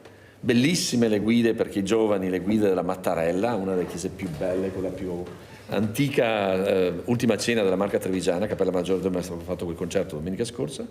Bravissimi, perché hanno vinto anche grazie a un percorso anche con la app, quindi digitale, un percorso regionale, i giovani di Motta di Livenza, che il Duomo e la Basilica della Madonna dei Miracoli hanno saputo, come dire, ecco, come a dire, questi sono esempi per dire che su questa prospettiva qua dell'incontro dei giovani col proprio territorio, come dire, noi ci giochiamo tantissimo, io dico sempre della tradizione, cioè della consegna ai giovani della bellezza che abbiamo. È chiaro che ci deve essere, come dico sempre, una grande alleanza tra la scuola, famiglie, i giovani e le realtà culturali del territorio che si mettano in questa prospettiva. Sentiamo cosa dice la dottoressa Cosma. Prego, dottoressa, lei con questi percorsi cosa vede? Interessante il tradizione. Tradizione, proprio è una questione di cultura, di educazione, di istruzione che arriva anche dalle famiglie principalmente, perché è vero che potremmo creare questi percorsi, però mio figlio frequenta la terza superiore, trovo che nelle famiglie ci sia il primo ostacolo, cioè trovano sempre tante difficoltà nel lasciare fare cose ai ragazzi, che non sia la mera istruzione di andare a scuola, sedersi al banco ed ascoltare. Quindi Biennale Ville Venete è proprio un percorso itinerante che porta la cultura, nell'architettura. Lo sto facendo a mie spese, è un percorso anche difficile in cui ci credo, però economicamente siamo autodidatti, autonomi, come si può dire. Cioè, allora, lo sport è preso con le bombe, l'arte e la cultura, avete sentito, mi arrangio perché ci crediamo. E questo fa capire l'importanza anche che se riusciamo a vedere certe cose è merito di queste figure, perché ci credono, prima o dopo riusciremo ad arrivarci a qualche punto, però è un punto difficile perché si sposta sempre il punto. Ogni anno invece di riuscire a vedere un po' il punto che si avvicina, vediamo il punto che si allontana, sempre per questioni economiche. Allora andiamo a vedere, vediamo se abbiamo qualche video pronto, diciamo la regia, che riguarda Beato Tognolo. Vediamo se è pronto qualcosa. Siamo passati prima, abbiamo avuto...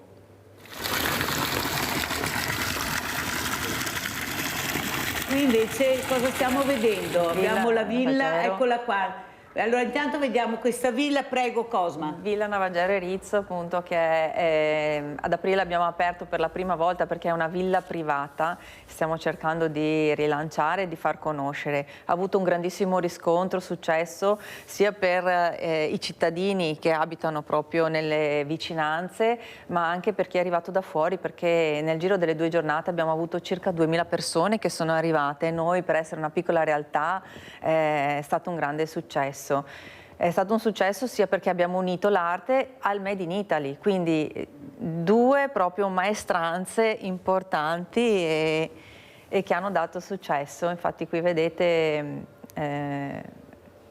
molte persone sono venute a incontrarci e sono state tutti contenti.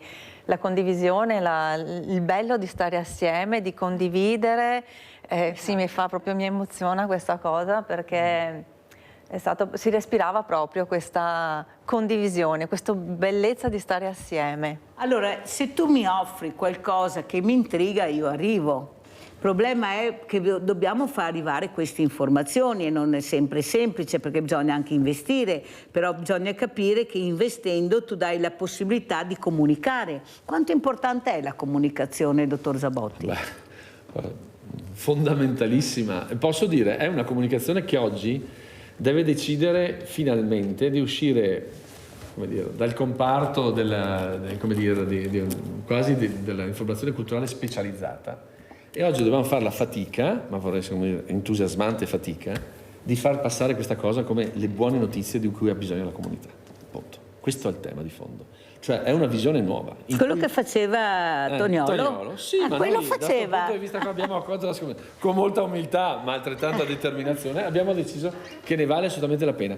Qui ci giochiamo il tema della qualità della vita. Sì. Quando abbiamo parlato prima di sport, di arte, di cultura, di socialità, la bellezza dello stare insieme, quello che abbiamo detto, per noi come dire, è un must, è la cifra attorno al quale noi sviluppiamo questa cosa. E posso dirla, se ne parla molto in terra UNESCO, no? Delle colline del Prosecco, per i visitatori. La soddisfazione più grande che abbiamo avuto è proprio anche quella No, c'è anche la telefonata, sa Sì. che io devo darci... Sì, no. assolutamente. Abbiamo Paola da Treviso. Ciao Paola. Ciao, l'ho visto, Mirella. Ciao Mirella. Ciao. Sono Paola. Volevo raccontarti una storia, posso? Prego. Allora, mio figlio è andato in Inghilterra tanti anni fa e lavora, è tuttora là. In quel tempo aveva 27 anni, aveva. Allora, parlando con una signora, una professoressa, gli ha chiesto da dove vieni. Allora lui gli ha detto da Venezia, tanto per sì. Venezia, insomma, tutti i commenti, tutti gli elogi di Venezia, ma l'ha detta veramente, io sarei da Treviso. Lui ha detto no. Lei ha chiesto, ascolta, ma tu sai dov'è Stabiuzzo? Questa professoressa di inglese. Sì, ha detto mio figlio. Sì, ha detto, so dov'è Stabiuzzo, perché lì c'è una chiesetta. Ha parlato di tutti i dipinti che ci sono dentro, ha detto l'anno di costruzione del 1300, non so che, 1400, non so cosa. Insomma, mio figlio è rimasto esterrefatto, lui è stato un po' furbo, perché non è che ha detto che non sapeva dov'era Stabiuzzo, ha detto di sì, tanto per non farsi prendere in castagna. Poi ha chiesto a suo padre, papà dov'è Stabiuzzo? La volta che ha telefonato, e allora il papà gli ha detto perché lì c'è una chiesetta, ha capito? La professoressa inglese sapeva dove era Stabiuzzo, con queste cose meravigliose. Mio figlio, per sua ignoranza, non sapeva, insomma, ecco. Che bella questa telefonata, Paola, ti ringrazio molto perché supporti quello che dico io. Allora, primo, culturalmente non ci siamo proprio, non c'è niente da fare. Pensa che non solo tuo figlio ha sentito questa, ma la scrittrice della mia Africa, che era di Treviso, sai cosa ha detto? Da dove sei nata? Di Venezia, perché Treviso a livello mondiale non è conosciuta o non era conosciuta all'epoca. Adesso abbiamo fatto dei passi avanti fortunatamente, ma capisci, questo deriva dei percorsi culturali che non facciamo. Il Veneto è quello che legge meno di tutti, perché questi sono i dati che arrivano, e percorsi culturali, se tu vai a vedere le file che ci sono anche nei musei, quasi sempre, se andiamo nelle città grandi, sono turisti stranieri.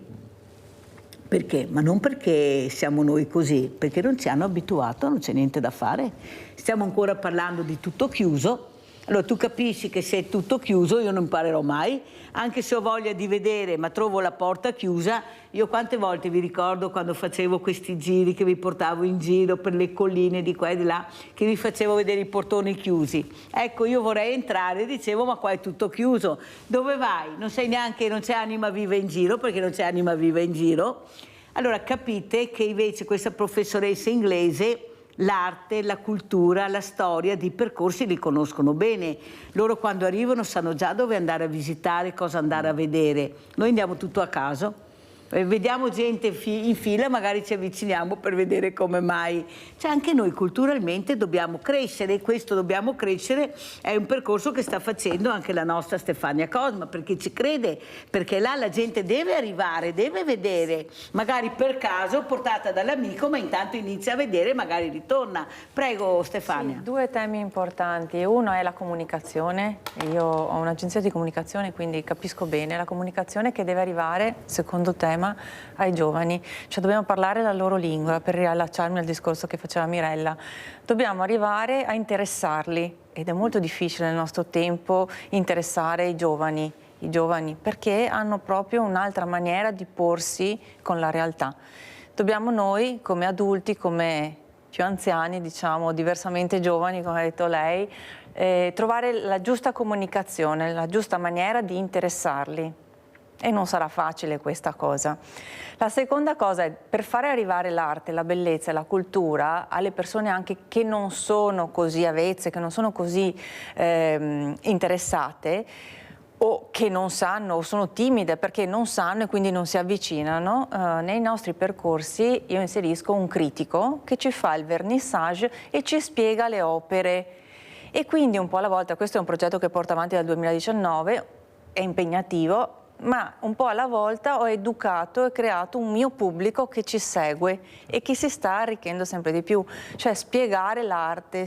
Infatti anche a Villa Navagero faremo un percorso di guida alla visita della villa per spiegare la storia della villa, certo. Se no tu arrivi là e non sai nulla. Come mai questo e dici nome, bello, da dove bello proviene? Certo, mi associo perché, come dicevo prima, il tema della formazione dei nostri esperti d'arte, di operatori culturali, per noi è dirimente, cioè qualcosa di assolutamente fondamentale. Quindi il fatto di fare questi concerti nelle chiese, però, dove un esperto d'arte a un certo punto del concerto appunto mette in luce, illustra, no? La bellezza dell'arte, è un mix che piace moltissimo. Sì. E lo dico anche, lo dicevo prima appunto, in riferimento al territorio che è UNESCO, sì, bene, pensiamo ai turisti. È caduto il microfono, invece la regia, eccolo qua.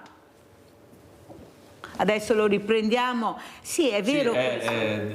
No, bisogna il microfono, sennò non c'è il microfono, è caduto in qualche posto. Eccolo qua. No, quello è questo è caduto. Ecco qua, tutto in diretta. Chiedo ecco scusa, il microfono. Chiedo scusa. Ecco, sì, va bene così, sì. Un po' più vicino, poi lo mettiamo. Sì. E allora il tema di fondo, noi pensiamo ai turisti, invece c'è il discorso dei residenti.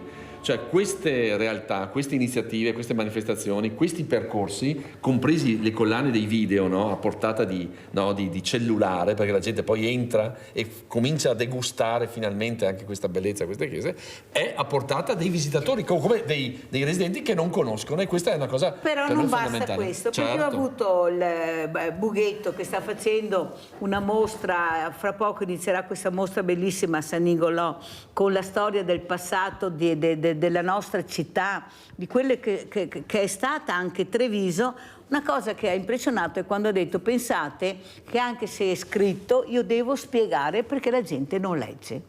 Perciò io ho capito che non leggevano la storia di quella foto perché, e allora ho capito che dovevo spiegare. Allora spiegando si fermano e ascoltano, perché siamo pigri anche là, Cosma, ce n'è di strada da fare. Sì, perché è vero perché non siamo abituati, non leggono, perciò io devo spiegare. Se spiego mi ascoltano. Prego. Lei Cosma. diceva prima che bisogna includere le persone, però bisogna anche che le persone siano interessate ad essere incluse, perché sennò per i capelli non possiamo tirarle.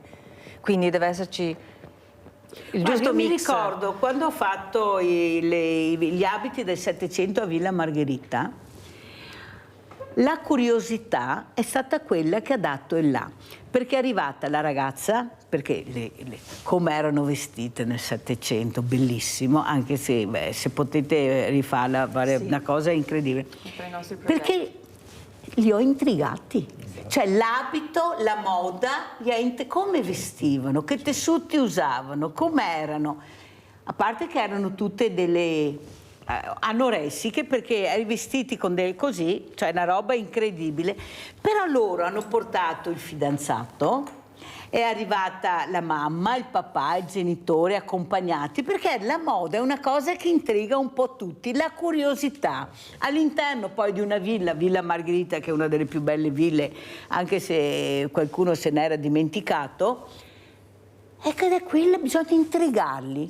Allora, se tu li intrighi, arrivano. Però non è mica facile neanche intrigarli, bisogna anche pensare come intrigarli. Come? Con la storia che abbiamo, la nostra storia. La moda è nata in Italia, la musica è nata in Italia, i più bei teatri sono in Italia, o sbaglio, Zabotti? No, assolutamente, infatti in questo voglio anche sottolineare un aspetto. Noi abbiamo anche messo in moto che cosa? I gruppi locali, cioè quando Mairella giustamente diceva prima, ma andare in un territorio, avere delle meraviglie e vederle con le porte chiuse, no. Allora, cito l'esempio, gli amici della Pieve di San Pietro di Feletto, i custodi di bellezza a Castello Roganzuolo, il gruppo di Oderzo, il gruppo che c'è a Cesana di Lentiai, cioè ci si è formata per fortuna negli anni una realtà, si sono formate delle realtà locali che si mettono a disposizione, quindi le persone arrivano e trovano dei numeri di telefono, perché? Perché abbiamo queste persone che presidiano il territorio, custodiscono e sanno poi raccontare, perché la bellezza è anche questo. Allora ci si deve, come dire, orientare sui due profili, una comunicazione larga che raggiunga e soprattutto a misura di giovani. Per esempio la nostra musica cosa ha fatto almeno? Ha messo in luce i talenti della musica nuova. Abbiamo avuto flautisti, violinisti, personaggi 15, 16, 17 anni. Qualcuno che investe.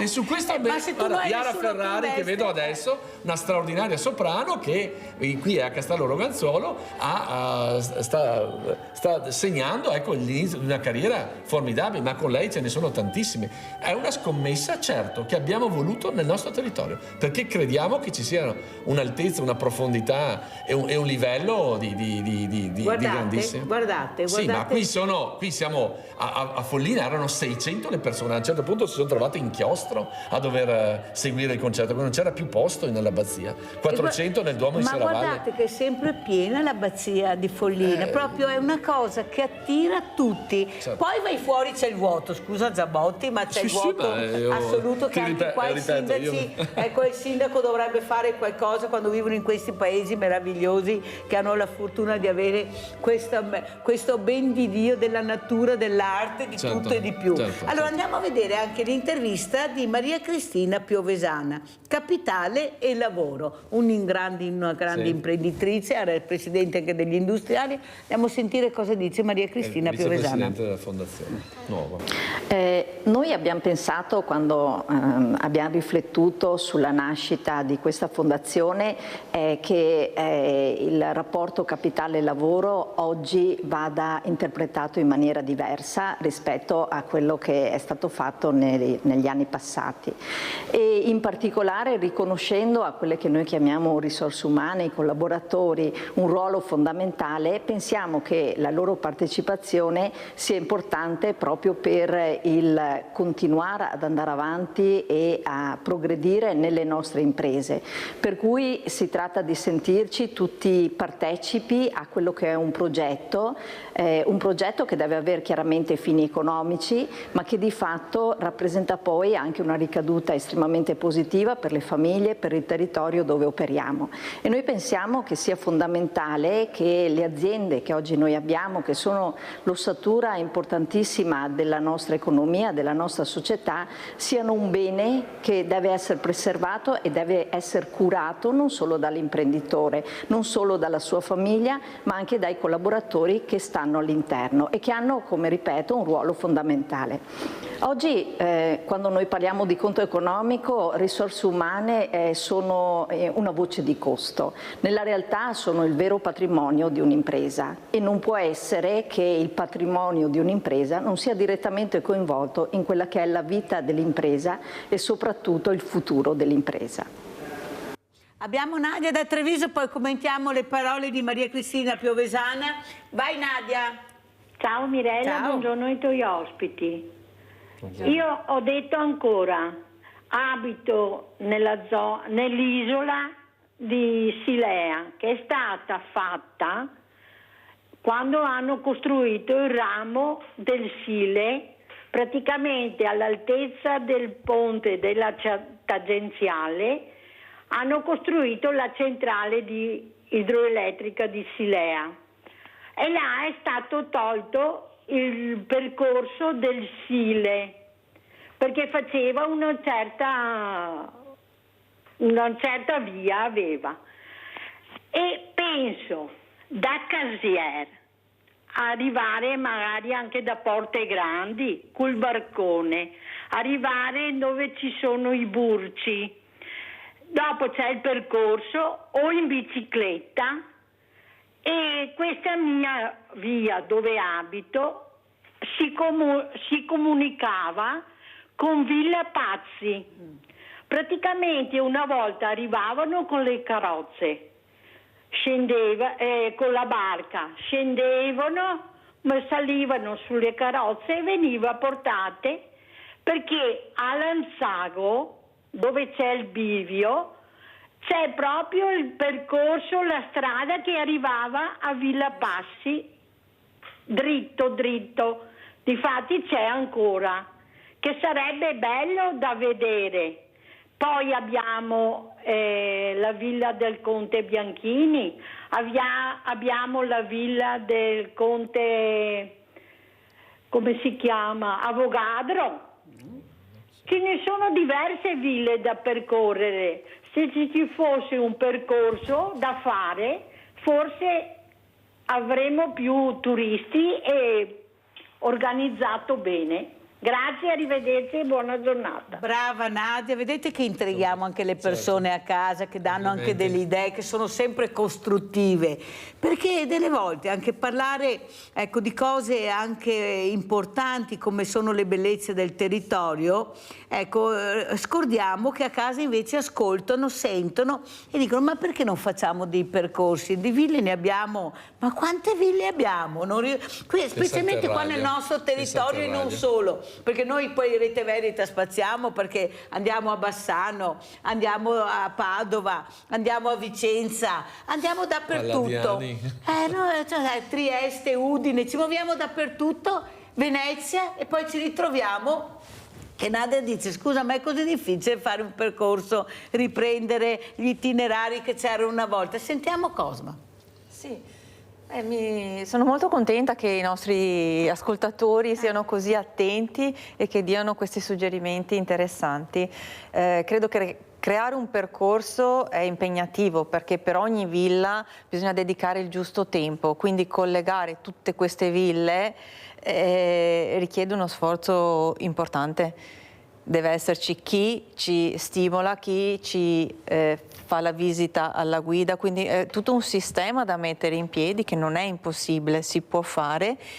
E prima, come dicevamo, la chiave che diceva Mirella è proprio la curiosità. Cioè, anche biennale noi portiamo la moda, ci sarà alla fine del nostro percorso delle 2 giornate grande galà della moda con degli atelier made in Italy che ci ricordiamo le 2 giornate, le ripetiamo. Il 21 e il 22 settembre Villa Navaggio Rizzo. Perciò questa settimana, questo weekend venite, se siete curiosi o se vi abbiamo incuriosito, venite a vederci e ad incontrarci. Potrete incontrare gli artisti, potete incontrare gli artigiani e vedere uno spettacolo di moda a chiusura di tutto questo percorso di alta moda made in Italy. Perché faccio questo? Perché questa ragazzina così minuta sta cercando di far crescere e far capire l'importanza di questa dimora, e non si fanno queste cose, veramente è difficile, e sta cercando anche lei di fare una squadra che la supporti, perché da soli non si va da nessuna parte, ma deve fare anche tutto da sola,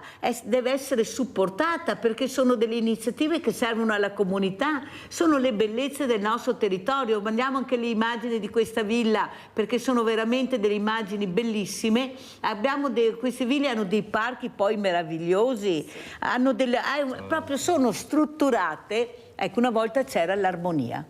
Ecco, una cosa che adesso vediamo poco, adesso vediamo i cubi, che per Mirella armoniosi non sono di sicuro, saranno anche bellissimi stiatici all'interno, ma dall'esterno per me, calati su dei centri storici poi o su dei paesi veramente delicati, è proprio un pugno allo stomaco incredibile. Cosa dice Zabotti? Lei che di armonia, di bellezza, di arte respira tutti i giorni. Come dire, qualità della vita è questo. Ci siamo svegliati tardi, ci sono stati anni anni profondi di dissipazione. Oggi si parla di riqualificare, di rivitalizzare i centri storici, no? di una nuova funzionalizzazione anche rispetto a strutture e a testimonianze storiche, artistiche, monumentali, ma anche abitative, perché oggi finalmente siamo arrivati all'idea che chi vive dove non c'è bellezza non vive bene, no? E quindi anche l'ambiente deve essere appunto nell'armonia, nell'equilibrio, nella capacità, nell'agilità di poter vivere bene e decorosamente, no? Facciamo l'esempio, tiriamo sempre fuori le vele di Scampia, no? No, per dire, no? La disumanità, che il tema di fondo è quello. Noi oggi in Veneto, paradossalmente, più di altri, perché veniamo dalla storia, parlando di architettura palladiana, qui avremo la possibilità più di altre parti di rimodulare il senso proprio dello stare insieme, del vivere insieme nelle famiglie, le persone, le famiglie e le comunità, in un ambiente che abbia questa armonia, che poi è anche del paesaggio, che è di una costruzione che in questi anni purtroppo è stata dissipata, perché abbiamo privilegiato una rincorsa affannosa, no? Appunto di cubature, no? Di cementificazione, di industrializzazione spinta, e a un certo punto ci stiamo invece accorgendo che su quella via là non c'è via di nuovo umanesimo, c'è una via in cui siamo tutti, rischiamo tutti di perdere il senso profondo del nostro stesso essere uomini e donne di questo tempo. Ma soprattutto abbiamo perso quello che ha bisogno il nostro territorio, e non solo il nostro, che sono queste strutture per i diversamente giovani.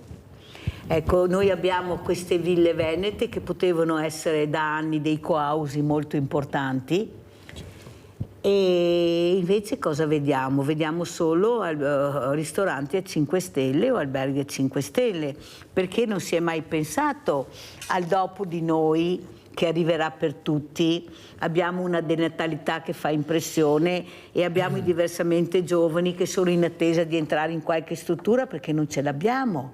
Non abbiamo pensato, eppure pensate con questi parchi, perché se siamo diventati così bravi e belli, lo dico tutte le mattine, merito di questa gente che ha lavorato, e dove li regaliamo? A Scampia, con le vele di Scampia, perché tutti hanno le vele di Scampia, e non è che qua non ci siano. La bruttezza c'è un po' ovunque, la bruttezza ecco, sì. Bisogna anche dirlo. Sì. Perché? Perché costa troppo. Ecco, costa troppo ristrutturare queste cose, costa molto meno farle nuove e fare un quadrato, 3 balconi, un'entrata e vai. Ecco, secondo lei, Cosma, non sarebbe ora invece di capire quello che c'è nel territorio e di investire nel territorio con la bellezza che abbiamo e cercare di dare la possibilità a queste persone che non stanno aspettando altro di respirare in armonia, con un ambiente che li accolga, con delle passeggiate che possono fare, visto i parchi che abbiamo? Ma possibile che dobbiamo sempre fare 5 stelle dappertutto? Prego, Cosma. Lei ha ragione, ma rientriamo sempre nel tema del supporto che non ci arriva. Cioè lì noi cerchiamo di fare quello che riusciamo, cioè già portiamo l'arte, facciamo conoscere queste ville, ristrutturarle per renderle accoglienti per i diversamente giovani richiede tutto un altro sforzo, è molto più facile. Ma ci sono dei soldi che vengono dati alle ville venete? Sì. Anche i proprietari? Allora, io penso che non tutti i proprietari abbiano voglia di ristrutturare. Allora, tu la villa la metti a disposizione del comune, ecco, in qualche maniera trovi un accordo, e i soldi che io ti do servono a ristrutturare questa villa al sindaco, dico così, visto che tutti i sindaci ce li hanno qua nel territorio, e io ristrutturo la villa per darla ai diversamente giovani, per fare un co-housing non a 5 stelle, ma un co-housing che accolga queste persone. Questo non si fa perché non gliene frega niente di queste persone. Detto questo, non importa, l'ho detto sempre io perché non voglio mettere in imbarazzo i miei ospiti, però dovrebbe funzionare così, perché guardate l'età che abbiamo, quanti centenari abbiamo, noi avanziamo sempre di più di età perché abbiamo la scienza, la ricerca veramente che ha fatto miracoli, bisogna dirlo veramente, bisogna dirlo, centenari che fanno ecco, l'università, la terza età, l'università della terza età, novantenni. Allora Zabotti, come ci saluta? Ormai siamo in chiusura. Dico una parola d'ordine, ricominciare da qui, ricominciare dalla bellezza, ce lo diciamo, ma mettiamo in rete Allora, questo è il principio fondamentale. Lo dobbiamo fare in Italia, in questa regione, che ha il privilegio di essere la regione turistica prima d'Italia, ma che ha bellezza sconfinata, di cui non ha neanche i censimenti adeguati, primo dato. Secondo, dobbiamo fare in modo che le esperienze belle che ci sono, perché io noto che certo c'è stata dissipazione, ma oggi a tutti i livelli si sta creando una nuova sensibilità attorno al recupero di questa dimensione qua, perché serve alla qualità della vita, serve alla socializzazione, serve all'umanità di oggi. Ci siamo accorti di questo. Allora, su questa cosa qua noi dobbiamo metterci in rete e favorire in modo tale che le istituzioni capiscano fino in fondo che su questo c'è una scommessa non marginale, ma decisiva e centrale per il futuro delle nostre comunità. Sentiamo come ci saluta Stefania Cosma. Io ringrazio di questa partecipazione, di aver avuto la possibilità di parlare di temi così importanti che ci toccano da vicino, e sì, dobbiamo ripartire da qui, come dice il dottor Zabotti, mi perdoni. Il discorso dell'essere illuminati, cioè partiamo proprio ricreando questa spinta che ci deve arrivare da noi, deve arrivare proprio da noi, perché noi siamo tanti e dobbiamo proprio gridarlo. Ognuno, come ho detto a Sant'Artemio Domenico, ognuno deve mettere la propria goccia nell'oceano. Allora se ognuno mette la propria goccia, questo oceano riuscirà anche a pulirsi la famosa e arrivare. gaussiana, no? Dopo un periodo di buio, possiamo essere noi adesso, in un momento così difficile, quelli della luce. Grazie a Stefania Cosma, grazie a Marco Zabotti, grazie pubblicità.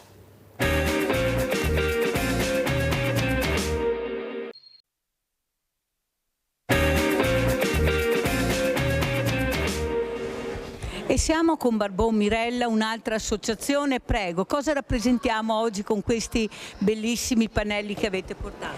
Allora, noi siamo ATIS, Associazione Incontinenti e Stomizzati di Treviso, e seguiamo un po', diciamo, i pazienti che hanno questa patologia, facendo capire anche che si può vivere appunto con questo presidio medico tutti i giorni con nessun problema, insomma, ecco, si può affrontare la vita proprio come si affrontava prima, e siamo appoggiati appunto dalle dottoresse stomiste. Qui abbiamo la dottoressa Maria che ci seguono in questo percorso, così ci danno spiegazioni nella nostra problematica che si può presentare durante la giornata, nei giorni che trascorriamo. E siamo qui anche oggi per diciamo, divulgare l'avvenimento che ci sarà il 27 settembre all'ospedale Cafoncello, presso la sala convegni. Ci sarà un incontro multidisciplinare guidato dal dottor Santoro, dalla dottoressa Rita Cia e dalla dottoressa anche Maria. Vuoi dire tu qualcosa, Maria? Allora, intanto salutiamo anche il dottor Aiello Santoro, che sempre anche l'anno scorso era presente con la dottoressa Rita Cia. Allora, dottoressa, si presenti, lei è?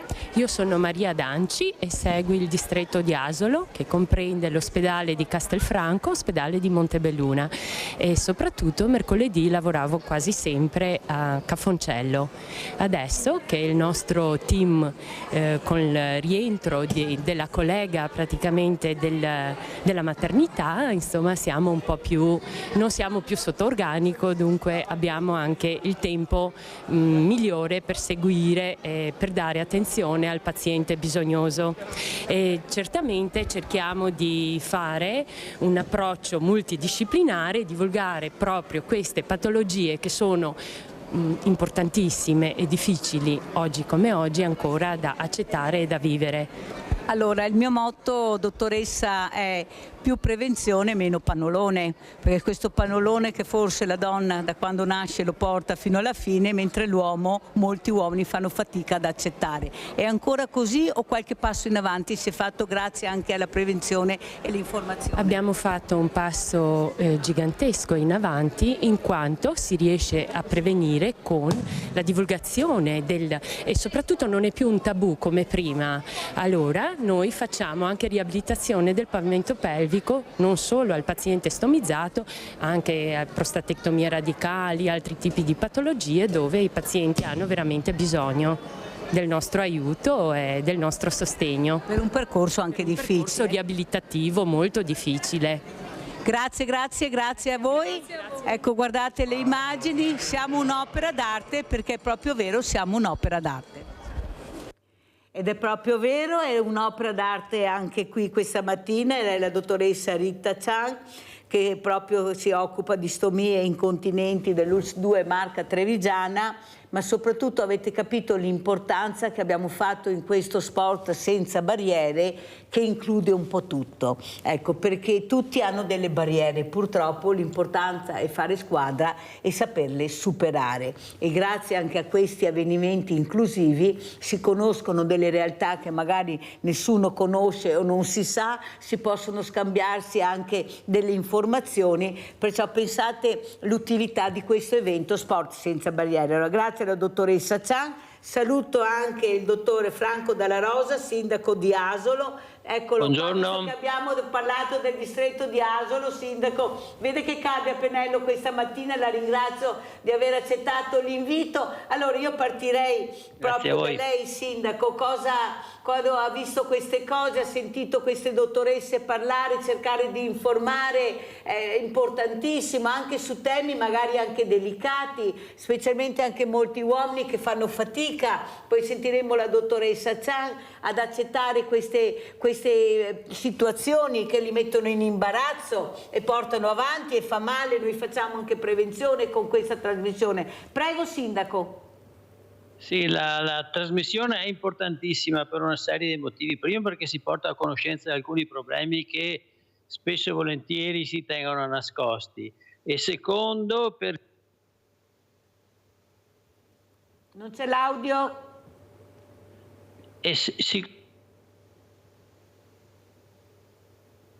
No, provi, sindaco, ma non la sentiamo.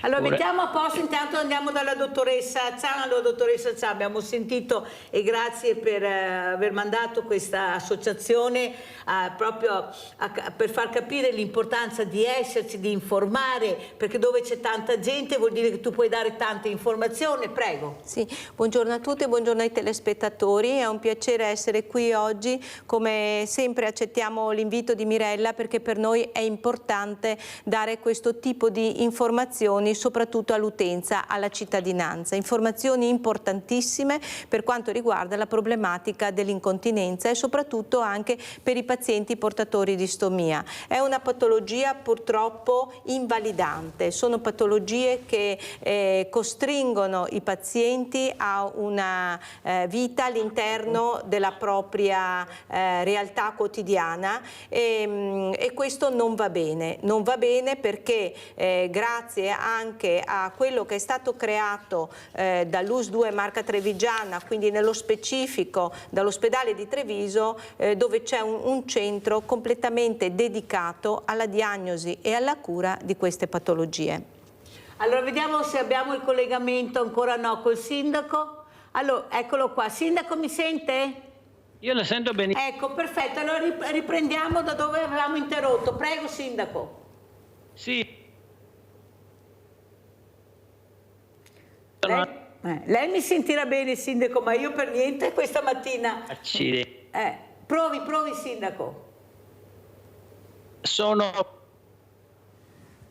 No, dobbiamo togliere quelle cuffie, ogni volta che ci sono quelle cuffie c'è un problema, vediamo se riusciamo a fare la connessione in un'altra maniera, perché così non funziona. Una cosa importante, dottoressa Chang, lei cosa vuole dire? Si è fatto un passo in avanti, è arrivata una certa informazione, voi avete girato anche con questi camper, siete andati direttamente nelle piazze perché avete capito che forse non tutti arrivavano da voi, ma dovevate essere voi che arrivavate a queste persone andando nelle piazze. Prego. Sì, assolutamente. Noi siamo usciti da quello che era il nostro guscio, quindi l'ospedale, ci siamo messi un camice, siamo saliti in un camper e siamo andati a fare informazione alla cittadinanza.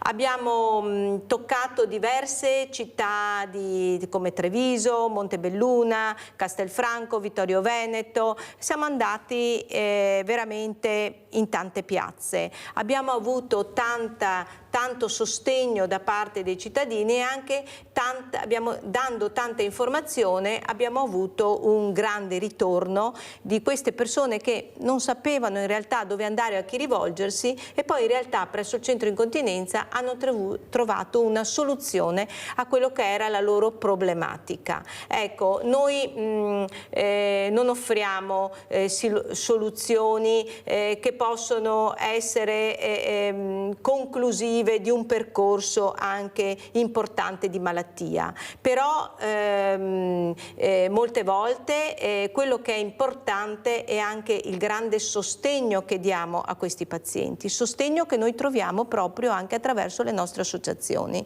Associazioni, come avete visto prima nel video che ha mandato in onda Mirella, l'abbiamo a Treviso, nello specifico l'associazione ATIS Incontinenti e Stomizzati. Ce l'abbiamo anche all'interno dell'ospedale, dove la presidente proprio dell'associazione fornisce la sua esperienza e fornisce il suo tempo a pazienti che hanno queste problematiche e che di conseguenza li aiuta ad affrontare ogni giorno la loro invalidità.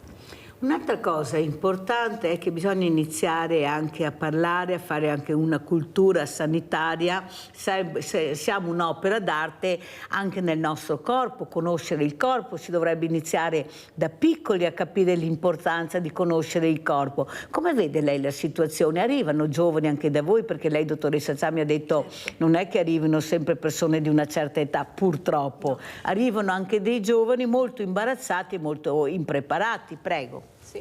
Allora, come ho già detto in altre occasioni, non pensiamo che l'incontinenza e l'astomia sia una condizione solo ed esclusivamente della persona anziana, ma nel centro noi trattiamo dalla prima infanzia, quindi i bambini anche appena nati, che purtroppo per malformazioni dell'intestino sono costretti a portare e sono costretti a confezionare una stomia. Da quel momento vengono presi in carico dalla nostra enterostomista pediatra, che li seguirà nel percorso riabilitativo, ma anche nel percorso poi di un'eventuale ricanalizzazione da parte dell'intestino.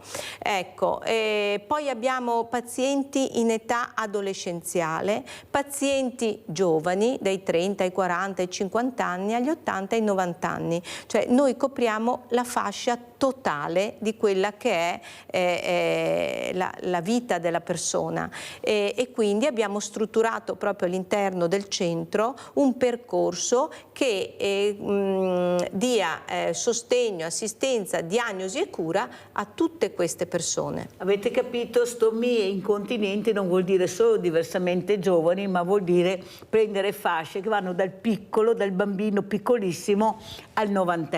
Allora sentiamo, eccolo qua il sindaco. Ecco sindaco, vediamo se adesso funziona, partiamo. Speriamo vada bene, abbiamo cambiato cuffie. Mi sentite? Sì, prego sindaco. Ah, bene, sì, no, sono particolarmente contento di questo tipo di trasmissione, perché spesso e volentieri questi argomenti, diciamo, sono nascosti, diventano dei tabù, diventano anche un certo pudore a parlarne. Per cui il fatto di avere una trasmissione che divulghi queste informazioni e che dia soprattutto delle corrette informazioni aiuta il cittadino a prendere in considerazione in modo molto serio e anche senza tanti problemi, e rivolgendosi alle persone all'uopo indicate. Allora sindaco, com'è? Adesso parliamo anche di questo maltempo che purtroppo ha creato dei problemi non da poco, anche in situazioni veramente incredibili. Ecco, come l'ha vissuta? Poi non parlare degli incidenti stradali. Ecco, voi sindaci siete, come dico sempre tutte le mattine, in prima linea. Io penso che quando lei esca come altri sindaci al mattino non sapete che strada prendere, perché qualunque strada che prendiate sarete fermati da questo cittadino che veramente siete per lui una risorsa anche di ascolto, perché non ce ne sono altre purtroppo, inutile che me la raccontino. L'unico appoggio che hanno per l'ascolto è il sindaco. Prego sindaco Dalla Rosa. È verissimo, d'altronde è compito anche del sindaco è ascoltare i cittadini e spesso e volentieri prima di arrivare in ufficio vengo fermato molto spesso per strada. Fa parte del lavoro, fa parte anche dell'impegno che uno si deve assumere nei confronti della cittadinanza. Per quanto riguarda il maltempo, veramente bisogna rifletterci su. Ultimamente stiamo avendo, causa dei cambiamenti climatici, causa queste stagioni che sono un po' impazzite, danni da maltempo grossi, ma non solo nel nostro territorio, ma abbiamo visto anche a livello nazionale e anche a livello, diciamo, mondiale. Il problema dei cambiamenti climatici va affrontato in maniera costante e in maniera seria. E tutti quanti devono fare la propria parte, altrimenti ci troveremo tra un po' di anni non solo a rincorrere dei danni che saranno incalcolabili e difficilmente saranno risolti, ma la salute delle persone va messa in primo posto. Abbiamo Quindi bisogna... Sindaco, la interrompo un secondo, se no mi cade la linea. Luciana da Caule, poi riprendiamo. Vai Luciana. Sì, saluto tutti. Io sono un'80enne operata 15 anni fa di tumore al colon retto. Ho portato l'astomia e poi rioperata a toglierla, però sono rimasta incontinente e purtroppo sono sempre chiusa in casa per questo problema. E ecco, io vorrei sentire la dottoressa se giustamente qui a Treviso, io ho fatto la radio a Treviso e vorrei sapere se c'è qualcosa che mi aiuta, perché nessuno mi aiuta. Grazie. Ecco qua il grande problema di questi diversamente giovani, anche con patologie, che si sentono soli e poi dicono che abbiamo il mondo che aiuta e chiama Sveglia Veneti per dire io potrei avere qualche aiuto. Allora, prima di rispondere alla nostra Luciana da Caule, terminiamo con il sindaco, perché è di fragilità, anche lei sindaco ne avrà, anche se è un comune dai 30, no 40 orizzonti, dico io, perché il numero non è talmente bello e sono talmente tanti gli orizzonti da ogni angolo che tu li vuoi vedere. Prego sindaco, ai 100 orizzonti li passiamo di sicuro. Prego sindaco. Sì, il comune è chiamato dei 100 orizzonti, qualche orizzonte in più non guasta.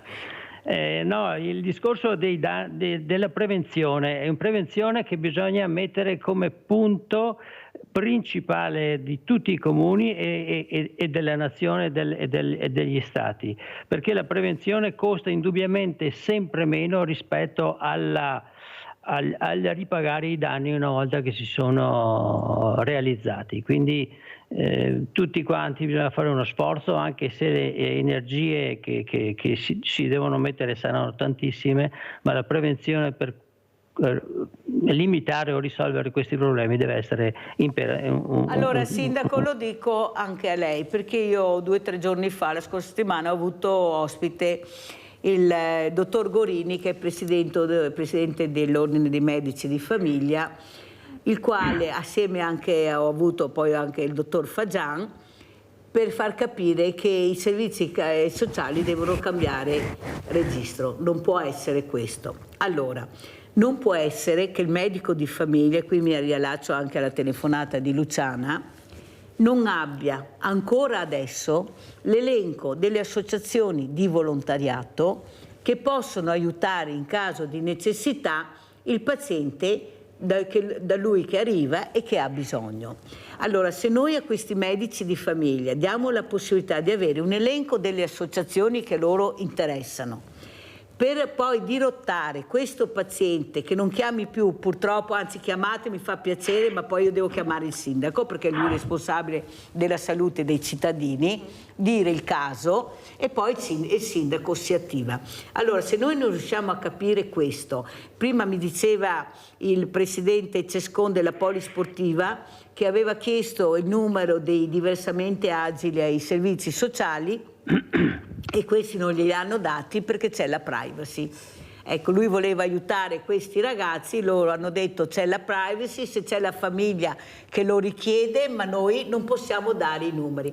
Allora sindaco, se noi non riusciamo a cambiare questo meccanismo infernale, dove i servizi sociali addirittura chiudono il venerdì alle 13, invece di tenere aperto 24 ore su 24, come fanno i ristoranti, come fanno gli alberghi, avvalendosi anche del mondo del volontariato, perché è inutile che abbiamo i pulmini se poi li lasciamo nel parcheggio, perché non riusciamo ad avere i nomi delle persone nelle quali noi potremo anche a far visitare Asolo, per dire, a portarli in gita come ho fatto io la scorsa settimana a fine agosto. Non andiamo da nessuna parte, Sindaco. Cosa dice? Perciò verrà fatta questa lettera alla Regione Veneto, dove si chiederà alla Regione di appunto dare la possibilità ai medici di famiglia di avere questo elenco di associazioni del volontariato.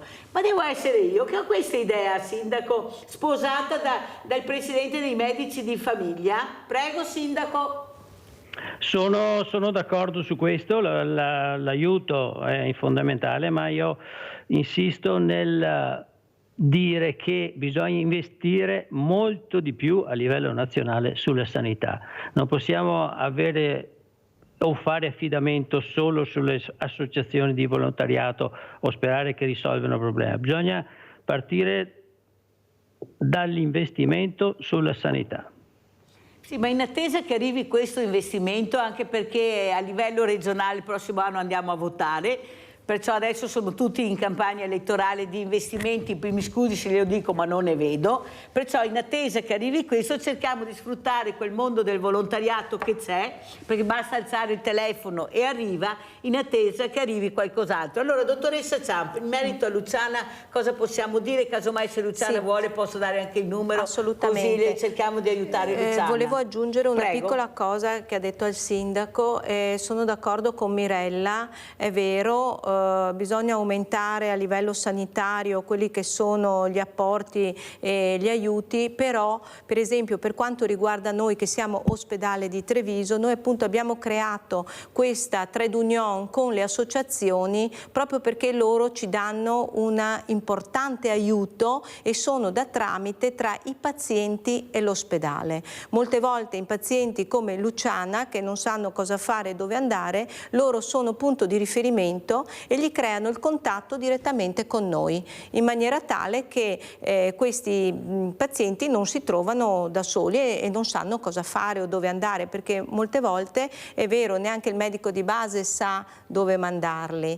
Ecco, volevo aggiungere solo questa piccola cosa. Per quanto riguarda Luciana, invece, signora, io la invito a lasciare tutti i suoi riferimenti a Mirella, poi Mirella li trasferirà a noi e noi la contatteremo, così le spieghiamo bene il percorso per arrivare da noi e per riuscire a fare una valutazione della sua situazione, così da vedere se abbiamo un margine per poter quantomeno aiutarla in parte o del tutto a risolvere il suo problema.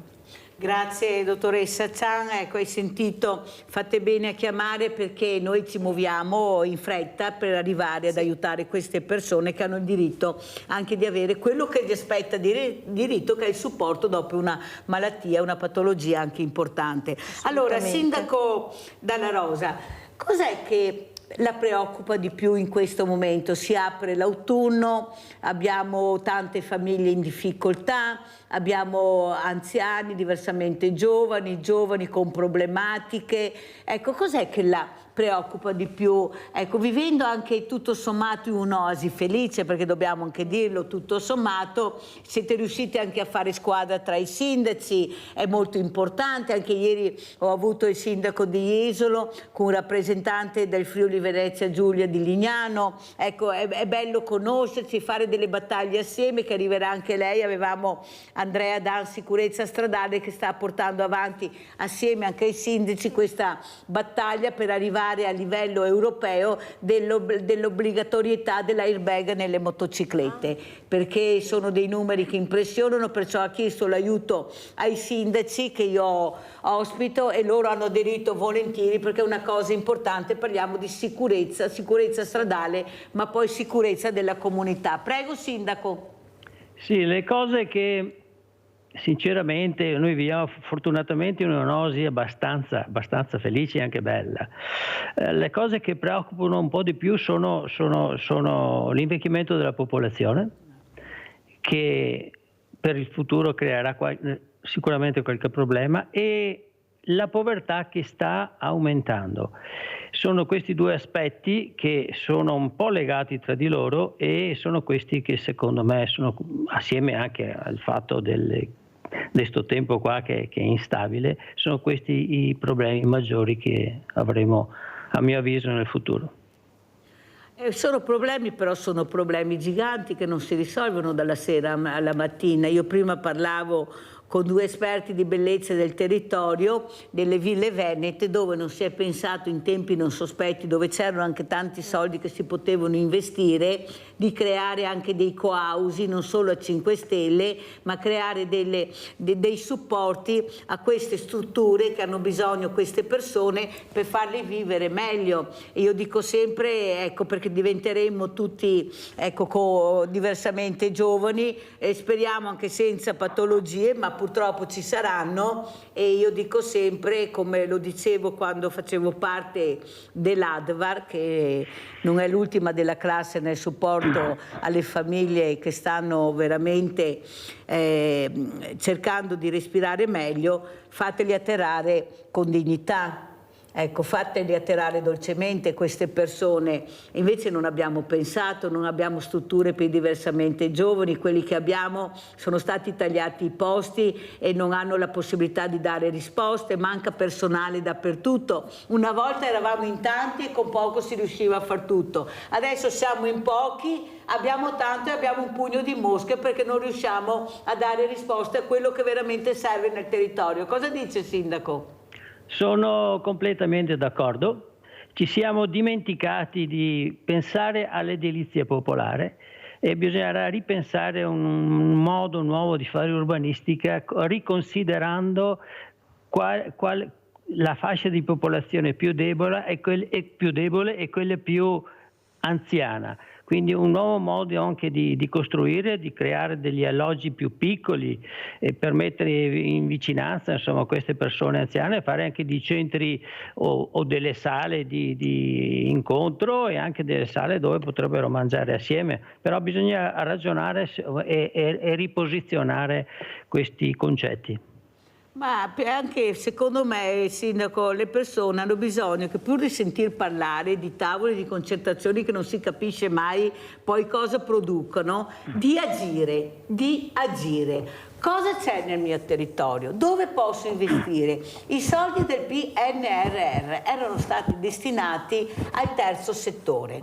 Terzo settore vuol dire no 360 gradi, 1200 gradi, perché spazi dove vuoi. Sono riusciti a cambiare anche questo uso e destinazione dei fondi del PNRR. Noi abbiamo visto anche e vediamo tuttora una montagna di cemento, però all'interno di questo cemento mancano le persone fisiche che possono lavorare.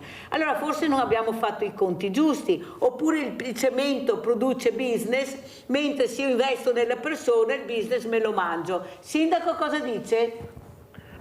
Sì, il PNRR è stato un po' messo un po' a disposizione di tutti. A mio avviso bisognava prendere 2 o 3 argomenti e spingere solamente in quella direzione. In questa maniera abbiamo fatto un po' accontentato tutti, però no, alla fine si accontentano ben pochi. Era un'occasione importante dove per esempio si poteva investire su sovrastrutture importanti quali gli acquedotti, l'acqua, eccetera, eccetera. Invece abbiamo fatto 1000 rivoli e forse non sono proprio quelli più giusti. Meno male, Sindaco, che è d'accordo con me, perché veramente io sono molto preoccupata, perché non è che queste persone possano aspettare in eterno che la politica si metta d'accordo su un tema che non dovrebbe avere un colore politico, dovrebbe essere un aiuto alla popolazione da nord a sud, da est a ovest. Prima parlavamo delle vele di Scampia, tutti abbiamo le vele di Scampia nel nostro territorio, perché qualcuno non ha investito nella maniera corretta. Abbiamo il Bronx in certe situazioni, i sindaci che sono in prima linea, che sono quelli che dovrebbero dare le risposte, hanno la coperta sempre corta. A qualcuno qualcuno che fa parte di qualche cerchio magico è arrivato qualcosa di più, perché bisogna dire anche questo, ma altri no, e invece sono quelli che avrebbero l'esigenza di avere risorse per dare risposte. Ci mettiamo la burocrazia, sindaco, ce la mettiamo, quella che blocca tutto. Chi è che ha messo la burocrazia? Il Parlamento, perché è inutile che ce la giriamo. Le leggi chi le fa? Il Parlamento. E chi c'è in Parlamento? Le persone che vengono elette. Sindaco, prego. Beh, il fatto di avere una burocrazia è una caratteristica tipicamente italiana. Gli altri stati, basta guardare la Germania, ha 1/10 delle nostre leggi, e qua tutti ci sono messi per dare delle regole, ma se non sono scritte talmente tante che vanno una a contraddire l'altra, dopo alla fine o non ci si capisce più niente.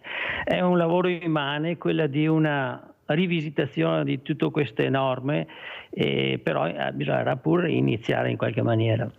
Sì, bisogna proprio iniziare a dare risposte reali e non parole, chiacchiere, che ormai di chiacchiere ne abbiamo sentito. Tutti hanno fatto, tutti hanno cercato di dare il meglio, ma se avessero dato il meglio tutti quanti, quelli che veramente governano in tutti questi anni, però si può passare sempre il cerino all'ultimo che è arrivato, forse non saremmo presi in queste situazioni, questa è la verità. Forse si sono dimenticati della popolazione italiana e hanno guardato più gli interessi che avevano. Dottoressa Zhang, ecco, cosa vuole dire, cos'è che la preoccupa, però anche ottimismo, perché ci salutiamo anche un po' con ottimismo.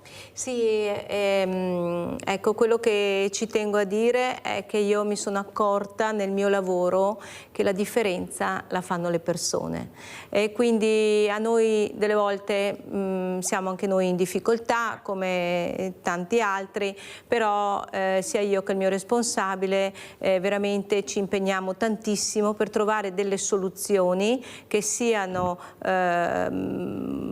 che sia possibile attuare per dare il miglior servizio all'utenza. Molte volte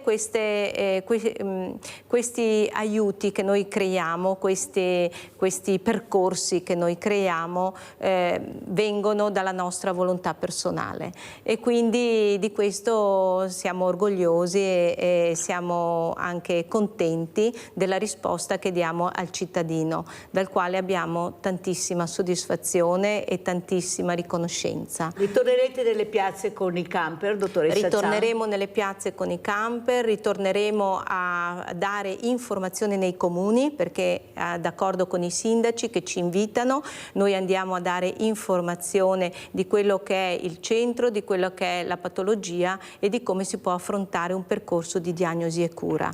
Ecco, poi ancora organizziamo sempre degli eventi dove coinvolgiamo la cittadinanza, e sono prevalentemente rivolti alla cittadinanza. Ci sarà anche un convegno, avremo anche il dottor Santoro che ce ne parlerà la prossima settimana. Che convegno sarà, dottoressa? Con molta soddisfazione presento oggi questo convegno, che sarà il 27 di settembre presso la sala riunioni dell'US 2 Marca Trevigiano, ospedale di Treviso. Sarà un evento che non impegnerà tantissimo, ma sarà dalle 4 di pomeriggio alle 7 di sera. Vediamo anche il sindaco di Asolo. Assolutamente, allora. il sindaco di Asolo, perché uno dei nostri ambulatori è proprio allocato presso l'ospedale di Montebelluna e uno di Castelfranco, quindi sindaco noi l'aspettiamo, gradiamo che lei sia presente. E cosa faremo in questo convegno? 5 anni dopo, il Centro Incontinenza e Stomie presenta i lavori 5 anni dopo a chi? Prevalentemente alla cittadinanza. Enzo da Trevignano, veloce Enzo, che sono in chiusura. Sì, buongiorno. Buongiorno. Niente, volevo solo esprimere un'opinione mia, che fin tanto che il popolo non si riappropria un po' dell'Italia, sarà sempre peggio. Non ho capito, ripeti perché non ho capito. Io ho 69 anni, io non seguo la politica a destra o a sinistra, credo che il buon senso sarebbe la cosa migliore che sta da tutte le parti. Questo non lo usa più nessuno. Molte grazie Enzo, ho capito adesso cosa. Grazie, ti ringrazio di quello che hai detto, perché è vero, bisognerebbe usare più il buon senso e il buon senso ti porterebbe all'obiettivo giusto. Sindaco veloce, come ci saluta? Vi saluto, che nelle difficoltà normalmente il popolo italiano ne esce bene. grazie anche a tutte queste associazioni che si danno da fare per veramente senza interesse per lavorare per il bene di tutti. Ringrazio questa iniziativa che è stata portata avanti dalla dottoressa e spero di essere di aiuto in qualche maniera. Grazie a Franco Dalla Rosa, sindaco di Asolo, di essere stato con noi. Grazie alla dottoressa Rita Cian, coordinatrice di stomie incontinenti all'ospedale ULS 2 della Marca Trevigiana, perché avete capito l'importanza anche della prevenzione. Grazie. Adesso andiamo a pranzo con la proposta di Mirella. Costolette alla Valdostana. A Carpineto Sinello, Chieti, è sorto il primo museo al mondo dedicato al maiale. Il museo si trova nei locali sottostanti l'antico castello ducale di Carpineto Sinello. All'ingresso siete frastornati dai grugniti dei maiali. Ingredienti per 4 persone: 4 costolette di maiale, 60 grammi di fontina tagliata in 4 fettine, farina, pangrattato, uova, sale, 80 grammi di burro.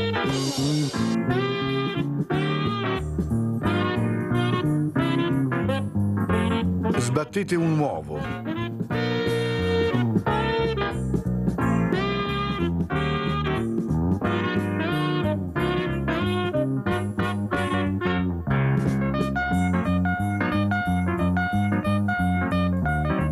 Prendete una costoletta e, badando di non staccare l'osso, fate un taglio orizzontale in modo da avere 2 pezzi di carne attaccati da un lato.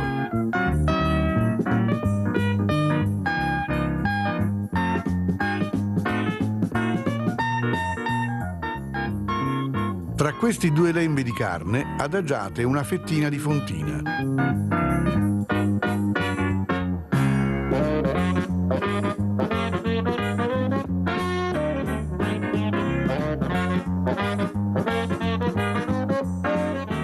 Chiudete e, se volete, fissate con uno stuzzicadenti, pigiate bene .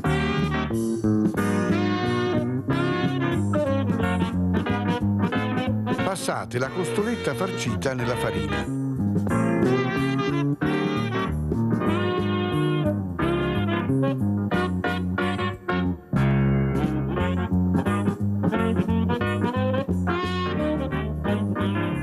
Poi nell'uovo sbattuto e infine nel pangrattato.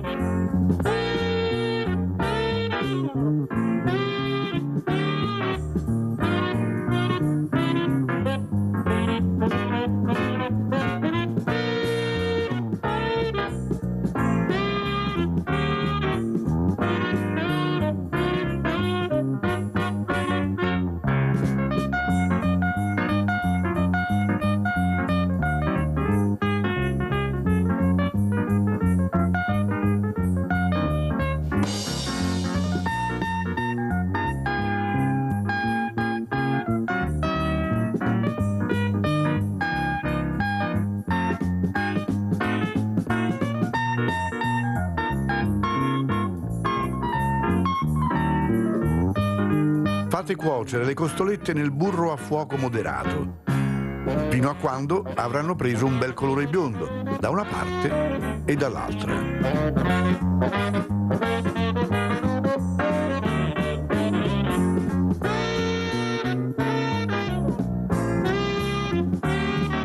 Servite e buon appetito!